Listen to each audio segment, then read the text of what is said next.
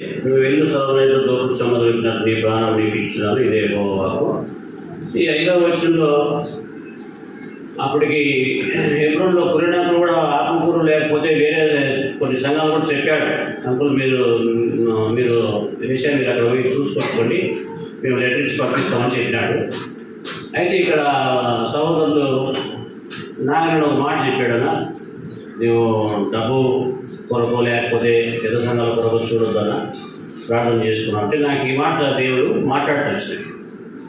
అప్పుడు నేను కురేనాకుల దగ్గరికి వెళ్ళి చెప్పిన నాకు ఇట్లా మరి ఉండవెల్లిలో ఖాళీగా ఉంది, వాళ్ళు ఇంతకుముందు చేసి ఇచ్చాను, నేను మళ్ళా వాళ్ళే రమ్మంటున్నాను అంటే సర్లే అని ప్రార్థన చేసి పంపించినాడు. అయితే అప్పుడు మాకు లెటర్ అయితే ఏమి ఇవ్వలేదు. మళ్ళీ వచ్చినప్పుడు అప్పుడు అందరూ ఆ రోజు ఎవరు కొందరు లేరని, సంతకాలు చేయడానికి లేరని, కొన్ని రోజులే మళ్ళీ రామన్నారు. మాకు ఆ లెటర్ తెచ్చుకునే అవసరం కూడా పడలేదు. అయితే అప్పటి నుంచి కూడా మరి హైదరాబాద్ హెబ్రోన్తోనే మనము కలిసి ఇక ఉంటున్నాం.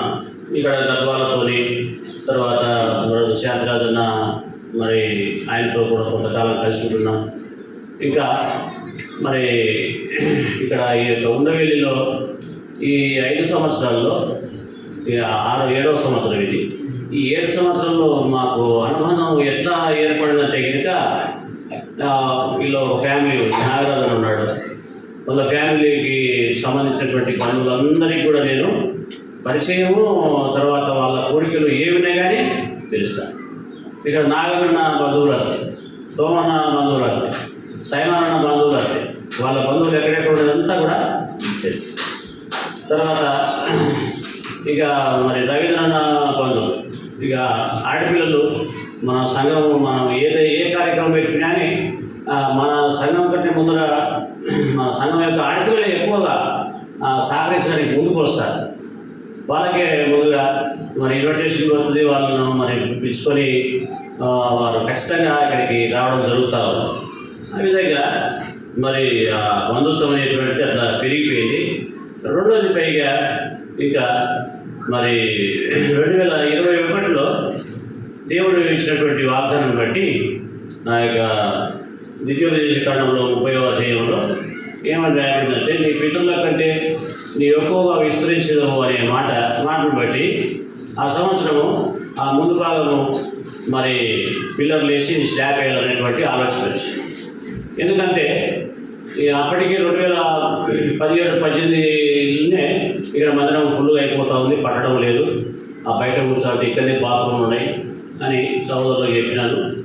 అయితే మరి మా ఇంట్లో పిలువబడినటువంటి సహోదరులు పెద్దలు ఆనందం అన్న కానీ మరి అదేవిధంగా సైమానన్న ఒకటే మాట చెప్పాడు, ఏమన్నది అన్న ఎందుకు ప్రయాస పెట్టుకుంటామన్నా అని అన్నాడు. అయితే లేదన్నా నా కొరకు కాదు, భవిష్యత్తులో మరి మన సంఘం కొరకు విస్తరణ కొరకు నా ఆలోచన ఎటువంటిదంటే ముందు పక్క వేసేసి ఆ పైన కూడా మళ్ళీ వేసి ఆ పైన మళ్ళీ షెడ్ వేయాలనేటువంటి ఆలోచన. ఏదన్నా మ్యారేజ్ ఏమైనా జరిగినా కూడా మనం మళ్ళా యొక్క ఫంక్షన్ హాల్ అవి ఎత్తుకోకుండా ఇక్కడ మందిరంలోనే జరపాలనేటువంటి ఆలోచన ఉంది. అయితే ఆ విధంగా మరి పరిచయం చేస్తూ వచ్చాం. అన్ని విషయాల్లో సహకరించారు సహోదరులు అందరూ కూడా.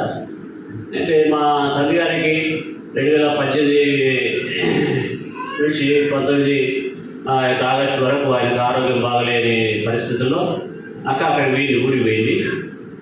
ఇక్కడ మరి ఎవరు కూడా అక్క వెళ్ళింది కదా అనేటువంటి ఆలోచన మాట కూడా ఎప్పుడు కూడా దాని విషయంలో అనలేదు. దాన్ని బట్టి నాకు ఇక మందిరం పని విషయంలో నా సొంత ఇల్లులాగా చేసుకోవాలనేటువంటి ప్రేమ ఇంకా ఎక్కువగా కలిగింది. ఆ తర్వాత దినాల్లో మరి సువార్త మరి కొరకు ప్రయాసపడుతూ వచ్చినాం, వ్యాన్ తీసుకొచ్చుకొని సువార్త చేసినాం. అయితే కరోనా టైంలో వ్యాన్ తిరగకపోతే అది ఏదో ఒకటి పంచర్ అయిపోతూ ఉంది. అయితే మందిరం పని మరి కొద్ది ఇబ్బందులు ఉన్నాయని చెప్పేసి అది అమ్మడం జరిగింది. మళ్ళీ కొత్తగా తీసుకొచ్చుకుందాం అనేటువంటి ఆలోచన వచ్చింది. అయితే ఆ విధంగా దేవుని పరిచయం చేస్తూ వచ్చాము. అయితే ఇక మీకు తెలియనటువంటి విషయాలు ఏం లేవు. పోయిన సంవత్సరం నుంచి కొన్ని ఇబ్బందులకు గురి అవుతా ఉన్న అసమాధానంతో పరిచయం చేయకూడదనేటువంటిది నా యొక్క ఆలోచన. ఎందుకనంటే మరి బైబిల్లో ఒక మాట ఉంది చూడండి, యెషయా గ్రంథము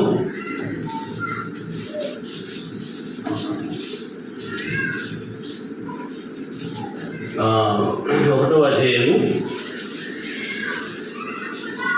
2వ వచనంలో యెహోవా మాట్లాడుచున్నాడు, ఆకాశం ఆలకించును, భూమి చెవియొగ్గును, నేను పిల్లలను పెంచి గొప్పవారిగా చేసి.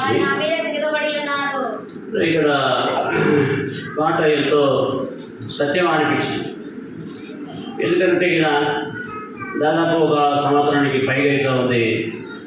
మరి యవనస్తులు కొంత దూరం ఉండడము, దైవ సేవకుడిగా నేను చెప్పేటువంటి మాట ఏది కూడా వినకుండా ఉండడము. తర్వాత మనం ఏంటంటే ఇప్పుడు దాదాపుగా నా సొంత పిల్లలు కాబట్టి ఏం చేశారంటే మన పిల్లలు ఏం చేస్తారు తప్ప రోడ్డు మీద పరిగెత్తా ఉంటే మనమే పరిగెత్తాం వాళ్ళ. అట్లా వాళ్ళు ఎక్కడికి పోయినా కానీ అట్లా దగ్గర తీసుకోవడం జరిగింది. అయినప్పటికీ కూడా మరి కొంత అసమాధానంతో మరి ఉన్నారు. దానివల్ల సంఘానికి ఎలాంటి ఇబ్బంది రాకూడదు. ఎందుకంటే ఈ 10 సంవత్సరాలు మరి ఎంతో ప్రేమ కలిగినటువంటి సంఘము, ఒకవేళ ఏదైనా మరి ఇక్కడ గొడవ జరిగితే కనుక ఎక్కడి నుంచి బయట నుంచి వచ్చే సేవకుడు ఆలోచన చేస్తాడు, ఇక్కడ ఎందుకు గొడవ జరిగిందంట అని. లేకపోతే నేను ఎక్కడికైనా పోతే కూడా అక్కడ ఆ సంఘస్థులు కూడా ఆలోచన చేస్తారు ఏమని, ఆయన ఏదో అక్కడ పేద గొడవ చేసి ఇచ్చాడట సేవకుడు అని. కాబట్టి మరి వాళ్ళు మా పిల్లల్లాగానే మేము క్షమిస్తూ వచ్చినాము. ఇంకా అనేక విషయాల్లో మరి సిస్టర్ కూడా నాకంటే ముందు ఆమెనే ఎవరికి మరి ఏదన్నా కావాలంటే కూడా వెంటనే అప్పటికప్పుడు కానీ తీసుకొచ్చి టీ కానీ లేకపోతే భోజనం కానీ లేకపోతే ఏది కావాలనే కానీ వెంటనే తీసుకొచ్చి ఆమె రెడీ చేసి పెడతారు. ఇటువంటి మీటింగ్లు పెట్టినటువంటి టైంలో సాయంత్రం 3 గంటల వరకు కూడా 4 గంటల వరకు కూడా భోజనం కూడా మరి చూస్తూ ఉంటుంది. మేము ఎంతవరకు దేవుని యొక్క క్రీస్తు యొక్క ప్రేమను కనపరచడానికే ప్రయత్నం చేస్తున్నాం. ఒకటి ఏంటంటే ఒక రక్షిగారు ఒక పుస్తకంలో రాశాడు ఏంటంటే, ఒక వ్యక్తి మరి బయట దొరికేటువంటి చెత్త అంతటి ఏరుకొని రంగు కాయలు అన్నీ ఏరుకొని వచ్చి వాటితో ఏం చేశాడంటే వాటన్నింటినీ కూడా కరగబోసి ఒక మంచి బొమ్మ గీశాడు. దాంట్లో కనిపించినటువంటి రంగులన్నీ కనబడతా ఉంటే అక్కడ వచ్చే వాళ్ళందరూ కూడా దాన్ని చూసి ఎంతో ఆశ్చర్యపోతారు, ఈ పెయింటింగ్ ఎక్కడి నుంచి తెచ్చారు, ఎవరు వేశారని. అయితే ఒక మరి బాగులేని దాన్ని బాగు చేసుకోవడానికి ప్రయత్నం చేయడం, అంతే. బాగులేని దాన్ని బాగు చేసుకోవడానికి ప్రయత్నం చేయడం. సపోజ్ ఇప్పుడు మరి అది కూడా చెప్పారు ఏమనంటే, నందిని చిన్నగా ఉన్నప్పుడు చాలా మరి కొద్దిగా ఏంటంటే ఎట్లా ఉండేది అంటే సూర్యుడు కాచుకుంటూ ఆ యొక్క జొల్లు కాచుకుంటూ ఉండేది. ఎవరు దగ్గరికి తీసేవాళ్ళు కాదు. అయితే సిస్టర్ మరి దగ్గరికి తీసింది. నేనేం చేసేవాడంటే భయం పెట్టేవాడు, నువ్వు ఇంటికి పోయి ముఖం కడుక్కొని నెత్తి దూరుకొని మరి మంచిగా మళ్ళా రాపో అని చెప్పేది.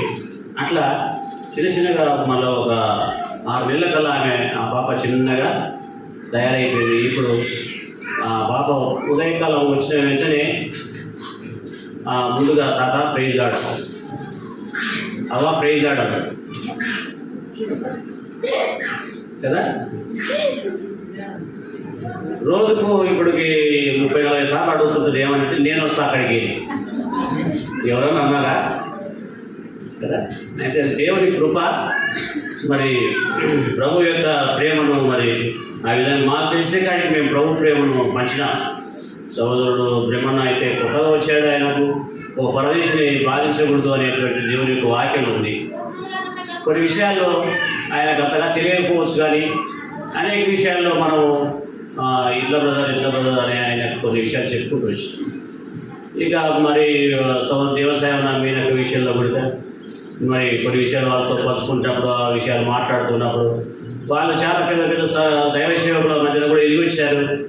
అయితే నిజంగా ఇక్కడ మేము క్రీస్తు ప్రేమను గురించి రుచించినాము ఇక్కడ అంటే మాకే ఆశ్చర్యం అనిపిస్తాము. కాబట్టి ఒకటి ఏంటంటే దేవుని పిల్లలుగా ఈ సంవత్సరం వాగ్దానం కూడా ఏంటంటే మనకు ఇచ్చినటువంటి సార్వత్రిక సంఘ వాగ్దానము తెస్సలోనికీయులకు రాసిన పత్రికలో 2వ పత్రిక మొదటి పత్రిక 5వ అధ్యాయం 23వ వచనంలో సమాధానకర్త దేవుడి మిమ్మల్ని సంపూర్ణంగా పరిశుద్ధపరచునుగాక. ముఖ్యంగా ఆ సమాధానకర్త అయినటువంటి దేవుడు మనం సమాధానం ఉంటేనే ఏమవుతామంట సంపూర్ణంగా పరిశుద్ధపరచబడతాం. కొంతమంది వాళ్ళు ఇట్లన్నారు వీళ్ళు ఇట్లన్నారు అని చెప్తా ఉంటారు. నేను అంత త్వరగా రియాక్ట్ కానీ ఎందుకు వాళ్ళు అట్లన్నారు నన్ను ఎందుకు ఇట్లన్నారు అని నేను ఎప్పుడు కూడా లేకపోతే వీళ్ళ గురించి వాళ్ళ గురించి వీళ్ళ గురించి చెప్పినప్పుడు ఎప్పుడు కూడా అవి నా ఇక్కడనే అంటే యేసుక్రీస్తు ప్రభు వారి యొక్క శిలువ మధ్యలో ఉండి ఇక్కడి మాటలు ఇక్కడి మాట ఇట్లా ఆగిపోయినాయి. అంతే ఇవి అవతలికి అవి యువతలకి పోతే 2 పక్కలు తీసుకుంటాయి కదా. అయితే ఎప్పుడు కూడా ఎవరి గురించి కూడా అనుకుంటూ ఉంటారు. ఏమనుకో కొంతమంది తెలియని వాళ్ళు అనుకుంటారు కానీ ఎవరి గురించి ఏం చేయడానికి కూడా నేను ఎప్పుడైనా కానీ ఈ చెవులో విని చెవులు వదిలేస్తాను అంతే. అయితే వాళ్ళ కొరకు ప్రార్థన చేస్తాం. వాళ్ళు ఏదన్నా శోధనలో ఉన్నారా వాళ్ళ కొరకు ప్రార్థన చేస్తే ప్రభు వాళ్ళను తిరిగి నూతనంగా పరుస్తాడు అనేటువంటిది మా ఆశ. అయితే ఇక్కడ చేసినటువంటి పరిచర్య అంతటి విషయంలో కూడా ఇక మీదుగా ఏంటంటే అన్న మరి దైవ సేవకుడు విక్రమ్ వచ్చినాడు, డేవిడ్ విక్టర్ అన్న. మరి అన్న కూడా మరి నేను అక్కడికి పోతే అన్న ఇక్కడికి వచ్చాడు. అన్నకు అన్ని విషయాల్లో సహకరించండి. ఒకటి ఏంటంటే మనకు కర్నూలులో ఉన్నటువంటి వాళ్ళు అంటే అరవింద మంకులు ద్వారా రక్షణ పొందే వాళ్ళు పరిచయం చేసే వాళ్ళందరూ కూడా మనకు వాళ్ళతో అనుభవం ఉంది. ఇక్కడ గద్వాలతో ఎంతో అనుబంధం ఉంది. తర్వాత చుట్టుపక్కల రెండోది పైగా ఈ యొక్క VBS కొరకు ఏం చేస్తా ఉన్నామంటే మనం అన్ని సంఘాల వాళ్ళను పిలుచుకుంటా ఉన్నప్పుడు వాళ్ళు కూడా ఇప్పుడు ట్రాన్స్ఫర్ అయిపోయినాడా శ్రీరాములో నా ట్రాన్స్ఫర్ అయిపోయినాడా అని చాలామంది మరి వారి యొక్క బాధను వ్యక్తపరుస్తారు. అయితే ఒకటి ఏంటంటే మనం ఆ విధమైనటువంటి ప్రేమను కనపరుస్తూ వచ్చిన దేవుడు ముఖ్యంగా నేను మరి 10,000 పెద్ద సంఘమే. అయితే పెద్ద సంఘం కావాలి అనుకోలేదు. నాకు ఆ వాగ్దానం వచ్చిన తర్వాత అన్నతో మన మధ్య ఉన్నాడు శుభదనతో చెప్పేసాను ఏమనంటే అన్న నాకు పెద్ద సంఘం ఏమో కావాలని అనుకోవద్దనా, ఏదైనా సరే చిన్న సంఘం అయినా సరే మరి నాకు మీరు తెచ్చి పంపించండి అన్న, నేను అక్కడికి పోతానన్నా. అంటే వాళ్ళు సర్లే బ్రదర్ మేము ప్రార్థన చేస్తాం అని చెప్పి అన్నలు ప్రార్థన చేసినారు. బద్వేలికి నన్ను మీరు వెళ్ళి అక్కడ చూసుకోండి లేకపోతే అక్కడ మీరు ఉండండి అని మీరు వెళ్తారు అక్కడికి అని చెప్పి ఏం చెప్పలేదు. వాళ్ళు చెప్పలేదు. ఊరికి పరిచయం పోయారా బ్రదర్ నువ్వు అక్కడ స్పెషల్ మీటింగ్ ఉంది అని చెప్పారు. చెప్తే మనం అక్కడికి వెళ్ళాము. అక్కడికి వెళ్ళిన తర్వాత 2 రోజులు పరిచయం చూసుకొని వచ్చాను. మరి అన్నలు వాళ్ళు కూడా ప్రార్థన చేస్తున్నారు. అక్కడ ఆ సంఘస్థులు కూడా ప్రార్థన చేసిన తర్వాత మరి ఎబ్రోన్కు ఫోన్ చేసి చెప్పారు కదా మరి మీరు కూడా ప్రార్థన చేసి పంపిస్తే మాకు ఓకే అన్నారు. అన్నలు ప్రార్థన చేసి మరి లెటర్ ఇచ్చారు. లెటర్ ఇచ్చి మీరు అక్కడికి పోవాలని చెప్పి చెప్పారు. కాబట్టి ఒకటి సమాధానకరమైనటువంటి పరిచర్యను చిన్న చిన్న వాటి కొరకు దేవుని మందిరంలో ఏది చేసినా కానీ సాపరేత్రికు దేవుని పరిచర్యనే, లేకపోతే కసుగుట్టి దేవుని పరిచర్యనే, నీళ్లు పంచే దేవుని పరిచర్యనే, వాయిద్యాలు వాయించే దేవుని పరిచర్యనే. కాబట్టి ఈ పరిచర్య కొరకు మనం ఎదురు చూడకూడదు. ఇప్పుడు అన్న ఉదయం అన్న శుభదినం మాట చెప్పాడు. అన్న బెస్లేలు అన్న కదా, బెస్లేలు అన్న వచ్చినాడు. మనం అదే అన్నబడి ఆ బ్రదర్కు హార్మోని వేయడం వస్తుంది, పాటలు పాడడం వస్తుంది, తబల కొట్టడం వస్తుంది, వాకింగ్ చేయడం వస్తుంది, 8 తలాంతులో చూడండి. కాబట్టి దేవుని పిల్లలుగా మనం పరిచర్య కొరకు ఎదురు చూడకూడదు. మనం దాక్కుంటే పరిచర్యకు మన అవసరం వస్తుంది. నేను పరిచర్య కొరకు అంటే కనుక పరిచర్య దగ్గరికి రాదు ఎప్పుడైనా కానీ. కాబట్టి ఆ విధంగా దేవుని పిల్లలుగా మీరు ఇంతవరకు మా కొరకు మరి ప్రార్థన చేస్తూ వచ్చినారు. తర్వాత మా కుటుంబం మీద ఉన్నటువంటి మా ఫోన్ కూడా కొన్నిసార్లు మరి పెద్ద వయసు కలిగినటువంటి వాళ్ళు కూడా వారు కన్నీళ్ళు కారుస్తూ ఉంటే నాకు కూడా చాలా బాధ అనిపిస్తూ ఉంది. నేను ఇది దేవుని పరిచర్య కాబట్టి మా బంధువులందరూ కూడా మీకు కూడా తెలుసు, ఇక్కడ గార్యాపురంలో కానీ, ఆత్మకూరులో కానీ, గుమ్మడాపురంలో కానీ మా బంధువులందరూ కూడా తెలుసు మీకు. ముఖ్యంగా బ్రహ్మవరం అక్కడ తీసుకొని పోయి నేను చెప్పలేను వాళ్ళని ఎదురుగా ఏమని మీరు వేసుకో నమ్ముకోండి నేను చెప్పలేను, కానీ ఆయన తీసుకుపోయి చేపించేవారు. బ్రదర్ చెప్పు వాక్యం చెప్పు అది సాక్ష్యం చెప్పుకోనంటే వాళ్ళు ఆశ్చర్యపోయారు. తర్వాత చాలామంది మా బంధువులు చాలామంది ఇక్కడికి రాలేదు, కానీ ఇక్కడికి వచ్చిపోయిన వాళ్ళు మాత్రం ఎవరు కూడా మర్చిపోవడం లేదు మన ఇక్కడ ఉన్నటువంటి వాళ్ళ యొక్క సహవాసాన్ని, వాళ్ళ బంధుత్వాన్ని. కానీ పోతే కనుక పెద్ద మనుషులు రాలేదందుకు, వాళ్ళు రాలేదందుకు, వీళ్ళు రాలేదందుకు అడుగుతారు మమ్మల్ని చూడు. కాబట్టి దేవుని పిల్లలుగా మా కొరకు కూడా ప్రార్థన చేయండి, మీ కొరకు కూడా, మీ కుటుంబాల కొరకు కూడా మేము ప్రార్థన చేస్తాము.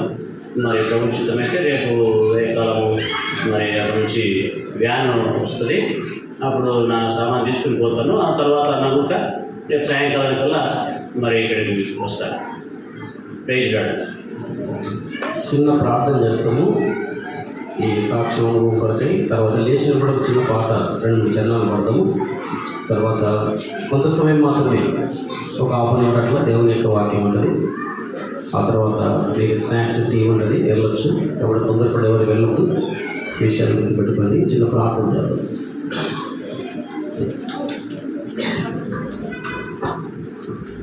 ప్రార్థిద్దాం.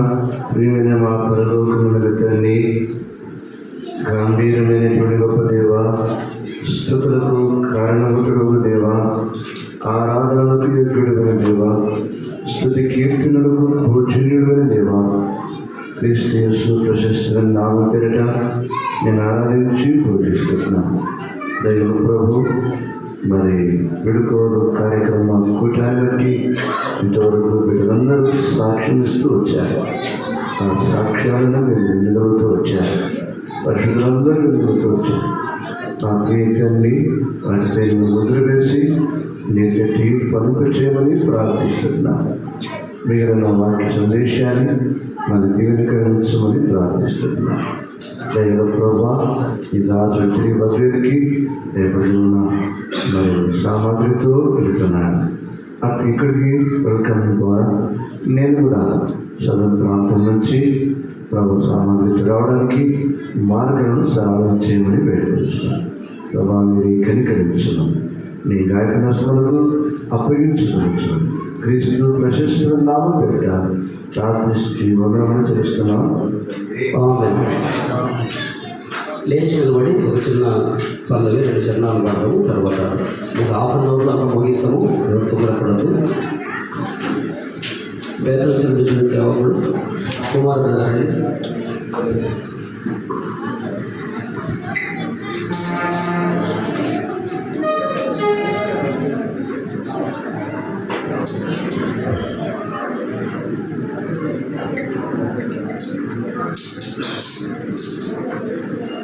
పాట సంఖ్య శివుని పాటల పుస్తకంలో నుండి 746వ పాట పాడదాము. నా యేసు మార్గమందున వెళ్ళన్న ఎంతమా, గొల్గోత కొండ బాధలో పాలు పొందటమా అనే పాట పాడతాము. మొదటి 3 చరణాలు, చివరి చరణం పాడతాం. 2వ చరణం పాడేటప్పుడు 2వ చరణం తర్వాత కూర్చోవచ్చు. 3వ చరణము 6వ చరణము కూర్చొని పాడవచ్చు. నా యేసు మార్గమందున వెళ్ళన్న ఎంతమా, గొల్గోత కొండ బాధలో పాలు పొందెదవా, గొల్గోత కొండ బాధలో పాలు పొందెదవా, విలువను విడను విలువాను విడను విలువను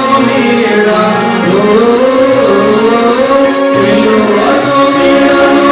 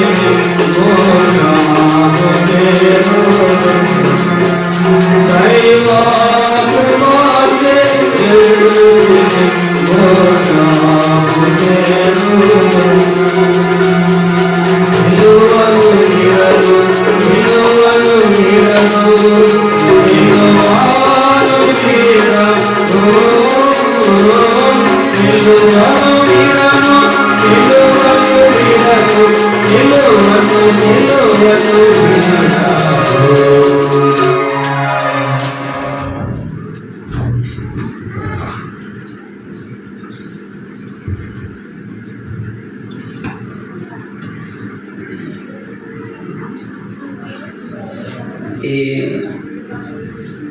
సెండ్ ఆఫ్ మీటింగ్ అదే సమయంలో కొత్త సేవకుల యొక్క మరి జాయినింగ్ కూడా, ఆహ్వానం కూడా, ఈ రెండు కూడా కలుపుకొని ఈ యొక్క మీటింగు బేతనీయ కదా బేతనీయలో కలిగి ఉండడానికి దేవుడు మీకు సహాయపడుతూ వచ్చాడు. మీ దగ్గర నుంచి వెళ్తున్న సేవకులు మీ మధ్యలో ఉన్నారు. ఈ దినము మీ దగ్గరికి వచ్చే సేవకులు కూడా మీ మధ్యలో ఉన్నారు. సరే, ఇంతవరకు కొంత సాక్ష్యాన్ని మీరు వింటూ వచ్చారు. మరి స్థానిక సేవకులు కూడా ఇంతకాలం పరిచయం చేసిన ఎలిషన్న గారు కూడా కొంత సాక్ష్యాన్ని చెప్పారు. కొన్ని దేవుని యొక్క లేఖన భాగాలు మనం గుర్తు చేసుకొని మనం ముగించుకుంటాము. అపోస్తుల కార్యములు 20వ అధ్యాయము. అపోస్తుల కార్యములు 20వ అధ్యాయము 28వ వచనం నుండి చివరి వచనం వరకు, అనగా 38వ వచనం వరకు ఉత్తర ప్రత్యుత్తరముగా చదవడం. వాక్యం చదివే సమయంలో జాగ్రత్తగా వాక్యాన్ని గమనిస్తూ మీరు చదవాలని నా మనవి. 20వ అధ్యాయం అపోస్తుల కార్యములు 28వ వచనం నుండి చివరి వచనం వరకు నేను ఒక వచనం చదువుతాను, మీరు ఒక వచనాన్ని చదవండి. దేవుడు తన స్వరక్తం ఇచ్చి సంపాదించిన తన సంఘమును కాయుటకు పరిశుద్ధాత్మను దేని యందు అధ్యక్షులుగా ఉంచను. ఆ యావత్తు మందుల గురించి మీ మటుకు మిమ్మల్ని గురించి జాగ్రత్తగా ఉండుడి. చదవండి.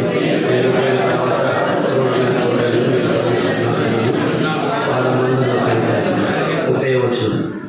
మరియు శిష్యులను తమ వెంట ఈడ్చుకొని పోవాలని వంకర మాటలు పలుకు మనుషులు మీలో నుండే బయలుదేరుదురు.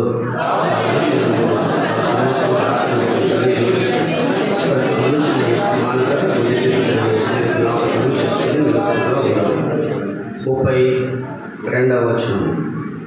ఇప్పుడు దేవునికి ఆయన కృపా వాక్యములకు మిమ్మల్ని అప్పగించుచున్నాను.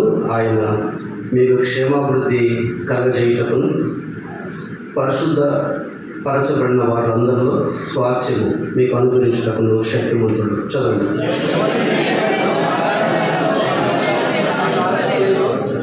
నా అవసరముల నిమిత్తమును నాతో ఉన్నవారి నిమిత్తమును ఈయన చేతులు కష్టపడినవని మీకే తెలియను.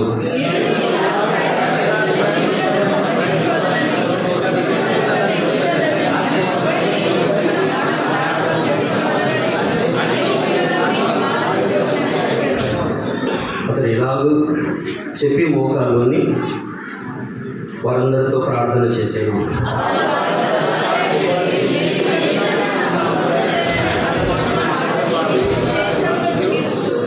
ముప్పై 38వ వచనం అందరిని కలిసి పౌలు మెడ మీద పడి అతను ముద్దుపెట్టి వారు ఓడవరకు అతన్ని సాగనింపిరి.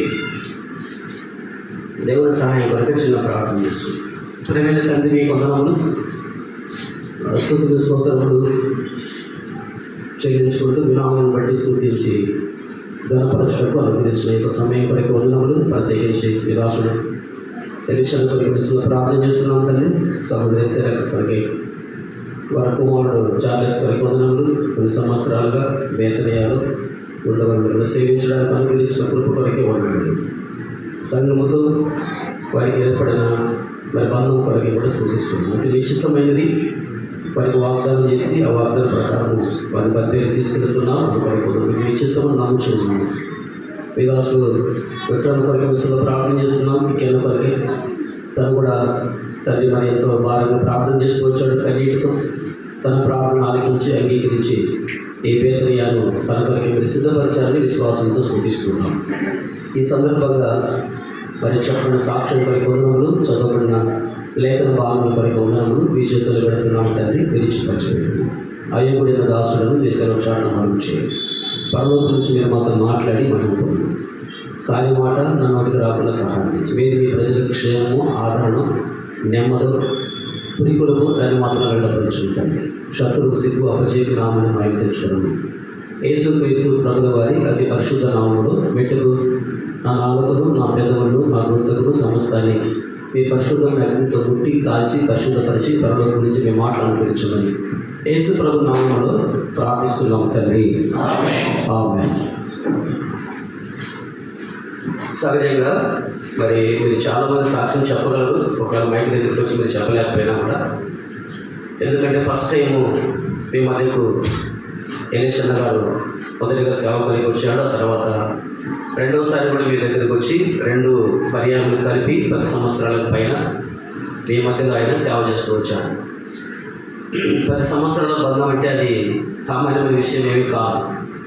ఒక బిడ్డ పుట్టి 10 సంవత్సరాలు తిరిగిన తర్వాత ఆ బిడ్డకు తల్లిదండ్రులకి ఎంతో ఒక సంబంధం ఏర్పడుతుంది, ఒక బంధం ఏర్పడుతుంది.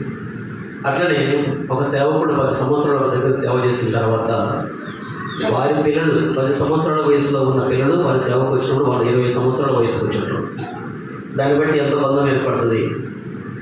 సండే స్కూల్లో 10 సంవత్సరాల ఒక అబ్బాయి, ఒక అమ్మాయి ఆ సేవకులు ఉన్నంత కాలంలో 20 సంవత్సరాల వయసుకు వస్తే వారి మధ్య చెప్పాలంటే ఎంతో బంధం ఏర్పడుతుంది. ఈ అనుభవం లేదంటే ఈ యొక్క మరి బాధ నాకు కూడా మనకు తెలుసు. ఎందుకంటే నాకు వివాహం అయిన తర్వాత జమ్మలమడ దగ్గర మైలవరం డ్యామ్ అని ఒక మండలం ఉంది. అక్కడికి మేము నూతనంగా ఎప్పుడో నుంచి సేవకునికి పంపబడ్డాం. మేము కూడా దాదాపుగా దేవుని దగ్గర ఒకేసారి అక్కడికి వెళ్ళాము. ఆ ఫస్ట్ టైం అనుమతి 2 సార్లు వెళ్ళలేదు. ఆ ఒకేసారి సమయం వెళ్ళినప్పుడే దాదాపు 10 సంవత్సరాలు మేము అక్కడ సేవ చేశాము. దేవుని దగ్గర దేవుడు ఎంతో పరిచయం జరిగించాడు. నా సాక్ష్యం చెప్పాను కాదు, కానీ నేను అక్కడి నుంచి వెళ్ళే సమయానికి 70 మంది అట్లా ఉన్న సంఘం దాదాపు 200 మంది సంఘం అయ్యారు. చిన్నపిల్లలందరూ పెద్దవాళ్ళు ఎవరుసులు అయ్యారు. చదువుకున్న పిల్లలకు ఉద్యోగాలు వచ్చాయి. 10 సంవత్సరాలు నాకు 3 పిల్లలైతే 3 అక్కడే జన్మించారు. వాస్తవానికి చెప్పాలంటే ఎంత మంచి వాళ్ళంటే అసలు నా లైఫ్లో, నా జీవితంలో ఇప్పుడు దాదాపుగా మరి 25 సంవత్సరాల సేవలో ఉన్నాను. అటువంటి సంఘం నాకు ఎప్పుడు దొరకబోదు కూడా. చాలా విస్తారమైన పని జరిగింది ఆ కాలంలోనే. అంటే అది 2007వ సంవత్సరము అనుకుంటాను, 7 నుంచి 9వ సంవత్సరం వరకు 9వ సంవత్సరంలో ఒక పెద్ద మందిరాన్ని కూడా ఆ కాలంలోనే దాదాపు 50 లక్షలు పెట్టి మందిరం కట్టడానికి దేవుడు సహాయపడ్డాడు. నేను వెళ్ళినప్పుడు ఏమి లేదు అక్కడ. సరే అట్లా జరిగింది. సరే నేను వెళ్ళేటప్పుడు అంటే వాళ్ళు ఎంత మరి ఏడ్చారంటే అసలు దాన్ని నేను చెప్పలేను, అంత ఏడ్చారు. తర్వాత వాళ్ళు అక్కడి నుంచి వెళ్ళొద్దని మరి ఎప్పుడుకి వెళ్ళారు. ఒక లారీ కట్టుకొని సంఘమంతా ఎప్పుడుకి వెళ్ళారు. మా సేవకుడు మాకే వచ్చాడు. వాళ్ళు పెద్దలు చెప్పారు, ఏం చెప్పారంటే మీ సేవకుడు మేమేం ట్రాన్స్ఫర్ చేయలేదు, ఆయనకే దేవుడు మాట్లాడాడు, నా పరిచయం ముగించబడిందని చెప్పాడు, దాన్ని బట్టి పంపిస్తున్నాము. కాబట్టి మీ సేవకుడు అక్కడ ఉండాలనుకుంటే లక్షణం ఉంచుకోకండి అని చెప్పి పంపించారు. వాళ్ళు ఇప్పుడు నా దగ్గరికి వచ్చారు. వచ్చి మీ ఇష్టం ఉన్నది మీకే వదిలిపెట్టారు, మీరు ఉండాలనుకుంటే మీరు ఇక్కడ ఉండాలని ఉండమని చెప్పారు. కాబట్టి మీరు వెళ్ళొద్దని వాళ్ళని బతికినాడు. చాలా ఏడ్చాను. ఒకటే మాట చెప్పిన, దేవుడు నాకు వాగ్దానం చేశాడు. కాబట్టి ఎంత పరిచయం అయినా, ఎంత పెద్ద సంఘమైనా, ఎంత పని జరిగినా ఇక్కడ దేవుడు ఎప్పుడైతే పంపిస్తే, ఎప్పుడు దేవుడు పంపించిన సమయంలో వెళితే నాకు మంచిది, మీకు మంచిది. అది దేవుడి నామానికి కూడా మహిమ. కాబట్టి దేవుడు నాతో మాట్లాడిన మాట వాస్తవం. కాబట్టి ఇక నా ప్రయాణం అయితే ఎవరు ఆపలేరని నేను చెప్పాను. వాళ్ళని చాలా ఏళ్ళ తర్వాత కడప, మాకు దగ్గరలో కడప ఉంటుంది, అది కూడా అప్పుడు హెడ్ క్వార్టర్ ఉన్నది. అక్కడ కూడా వెళ్ళి వాళ్ళు బతులాడుకున్నారు. వాళ్ళు కూడా ఇదే చెప్పారు, మీ సేవకుని మేమే ట్రాన్స్ఫర్ చేయమని చెప్పలేదు, మీరు పోయి మీ సేవకుని అడుగుకోండి. సరే మొత్తానికి కొంత వాక్యం విన్న తర్వాత ఆదరణ పొందారు. ఆ తర్వాత మరి నేను అక్కడి నుంచి హిందూపురానికి సేవకుడిగా పంపడ్డా. నేను సేవకుడి దగ్గరికి వెళ్ళేటప్పుడు సంఘం అంతా కూడా దాదాపుగా మరి ఒక ఆల్వేను, తర్వాత ఒక పెద్ద టూరిస్ట్ బస్సు కట్టుకొని దాదాపు 150 మందికి పైనే హిందూపురం వచ్చారు. అక్కడి నుంచి దాదాపు 200 కిలోమీటర్లు నన్ను అక్కడ సహకరించడానికి. అక్కడ వదిలిపెట్టిన తర్వాత వదిలిపెట్టి వాళ్ళు నన్ను అక్కడ వదిలిపెట్టి రాలేకపోతా ఉన్నారు వాళ్ళు. నేను లోపల రూమ్లోకి వెళ్ళి వాళ్ళ ఏడుపు చూడలేక నేను ప్రార్థన చేసుకుంటామంటే వాళ్ళు ఏడ్చే ఏడుపు చూసి అందరూ ఆ వీధులు అందరూ చాలామంది సంఘస్థులు అందరూ పరిగెత్తుకుంటే మందిరానికి వచ్చి ఏదో జరిగిందని వచ్చారు. తర్వాత అన్నారు, ఇంతమంది సేవకులు మా దగ్గరికి వచ్చారు కానీ ఇంతమంది వచ్చి ఏడ్చడం మేము ఎప్పుడూ చూడలేదని చెప్తా వచ్చారు. తర్వాత నేను ఒక లోపల గదిలోకి వెళ్ళి ప్రార్థన చేసుకుంటామంటే వాళ్ళు గేటు దాటి పోయిన మళ్ళీ పోలేక ఒక బ్రదర్ పైకి నేను ప్రార్థన చేసుకున్న దగ్గరికి వచ్చి నన్ను ఎత్తుకొని భుజాన పెట్టుకొని మళ్ళీ వీధిలోకి తీసుకొచ్చాను. మా సేవకులు మేము తీసుకుపోతున్నాం. ఎందుకు ఈ మాట చెప్తున్నానంటే ఈ అనుభవం నాకు కూడా కొంత ఉంది కాబట్టి చెప్తున్నాను.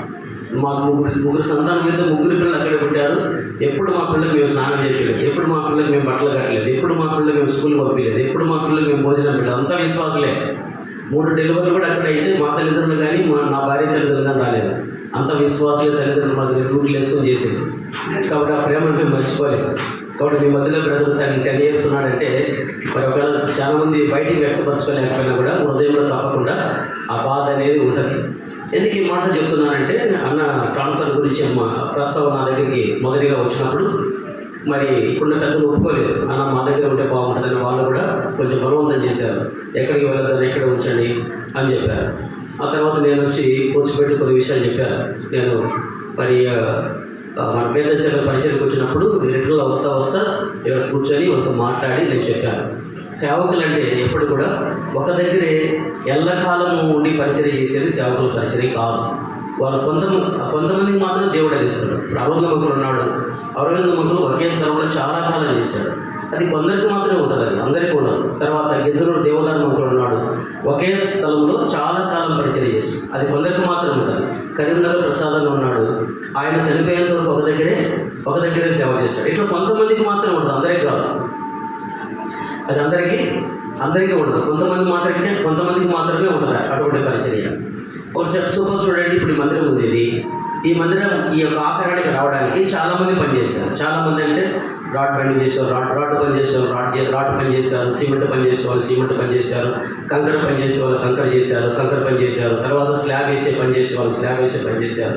కరెంటు పని చేసేవాళ్ళు కరెంటు పని చేశారు. పెయింట్ పని చేసేవాళ్ళు పెయింట్ పని చేశారు. ఇంతమంది కలిస్తే మనం ఇప్పుడు కూర్చోగలిగినాం. మా భాష మీకు అర్థమైందా? కింద నుంచి పై వరకు ఒకరే ఈ పని చేశారు అనుకోండి. అంటే పునాది అతనే వేసి, రాడ్ అతనే వచ్చి, అతనే స్లాబ్ వేసి, అతనే ప్లాస్టింగ్ చేసి, అతనే కరెంట్ వేస్తే అవి ఎట్టుంటుంది? సంఘం కూడా అంతే. ఒక సంఘం పరిపూర్ణలోనికి రావాలంటే అందరి పరిచర్య అవసరమే.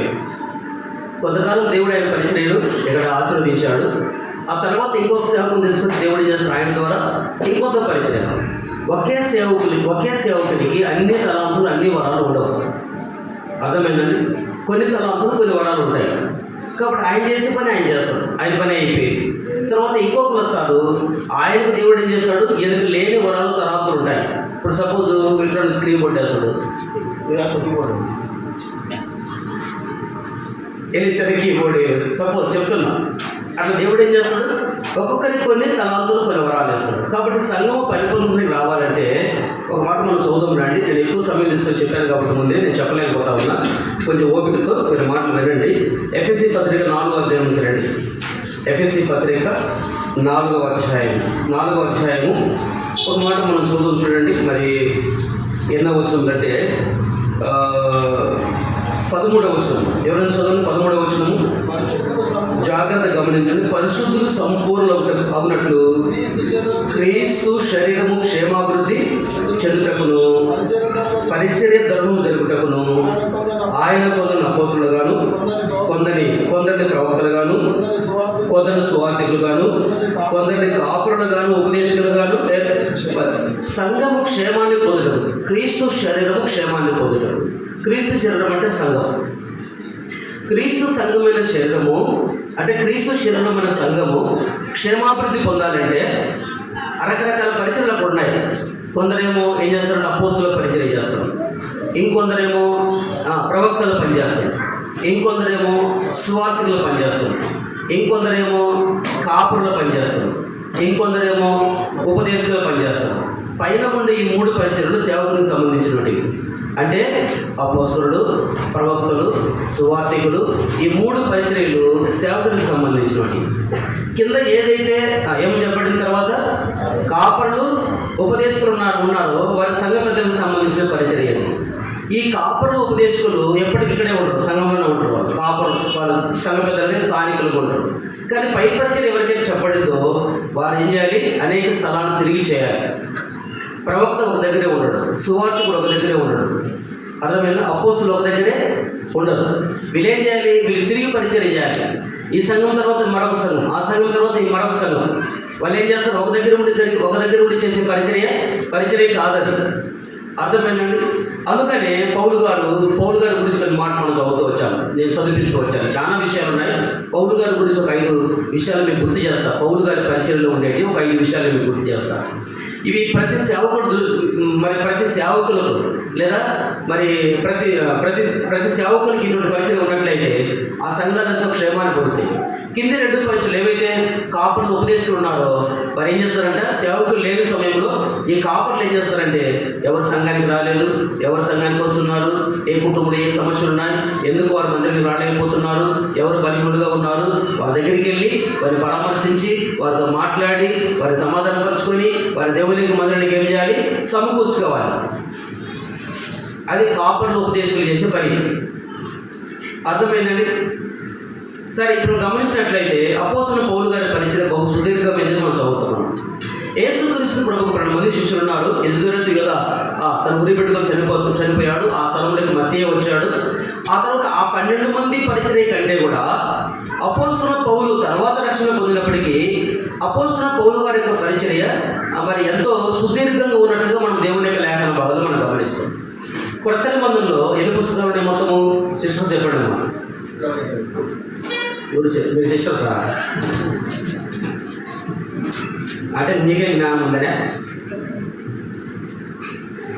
ఎన్ని పుస్తకాలు ఉన్నాయేమో? కొత్త నిబంధనలో ఎన్ని పుస్తకాలు ఉన్నాయి? 25 27 పుస్తకాలు ఉన్నాయి. అర్థమైందండి? 27 పుస్తకాలలో 14 పత్రికలు పౌలే రాశాడు. అర్థమైందా? అంటే దాదాపుగా మ్యాక్సిమం 7 కంటే పైగానే ఆ పుస్తకాల గురించి ఆ పత్రికలు ఎవరు రాశారు? పౌలు గారు రాశారు. అర్థమైందండి? ఇంకా చెప్పాలంటే పౌలు గారి కాలంలో అనేకమైన స్థలాలలో సంఘాలు కట్టబడుతూ వచ్చారు. అపోస్తలులు సువార్త చేసుకుంటూ వెళ్ళారు. ఆత్మలను రక్షణలో తీసుకొస్తూ వచ్చారు.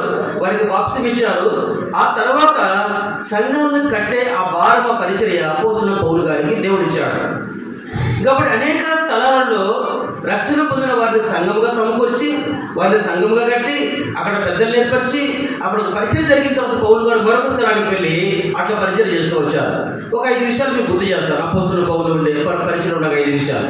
మొదటిగా అపోస్తలుడైన పౌలు గారి పరిచయంలో ఉండే మొదటి విషయం ఏంటంటే ఆయన సువార్త కొరకైన భారం కలిగిన వాడు. అపోస్తలుడైన పౌలు గారు సువార్త కొరకైన భారం కలిగిన వాడు. అది నశించిపోతున్న ఆత్మల కొరకై ఎంతో భారం కలిగిన వాడు.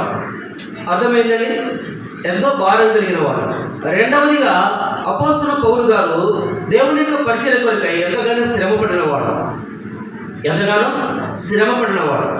మూడవదిగా అపోస్తలుడైన పౌలు గారు సంఘముల విషయమైన చింతన కలిగిన వాడు.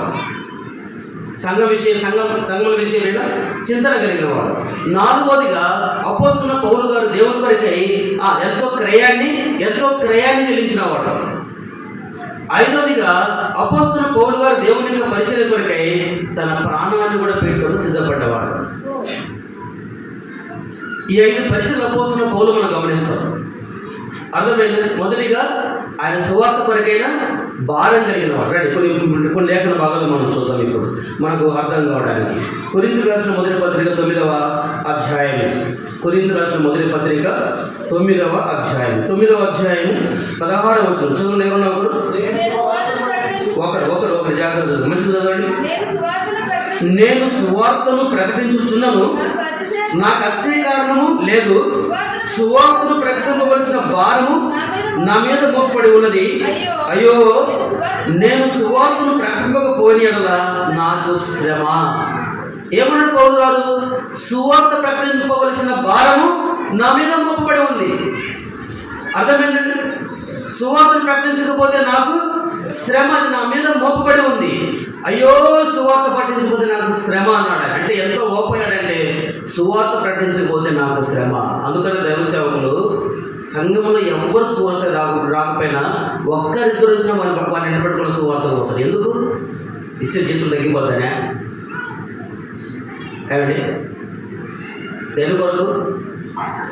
సువార్త పలానా దినాన సువార్త ఉందని ప్రకటన చేస్తే ఒకరు ఎవరు రాకపోవచ్చు, అంటే సంఘ పెద్దలు రాలేకపోవచ్చు, పరిచారకులు రాలేకపోవచ్చు, ఎవరు రాలేకపోవచ్చు. ఒక్కరిద్దరు వచ్చినా, ఇద్దరు సహోదరులు వచ్చినా వారితో ఏమాత్రం సువార్త ఆపకుండా వారిని పట్టుకొని సువార్త పోతారు. ఏం దానికి గల కారణం ఏంది? ఏమండి? ఇచ్చే గిఫ్ట్ ఏమో తగ్గిస్తారనే?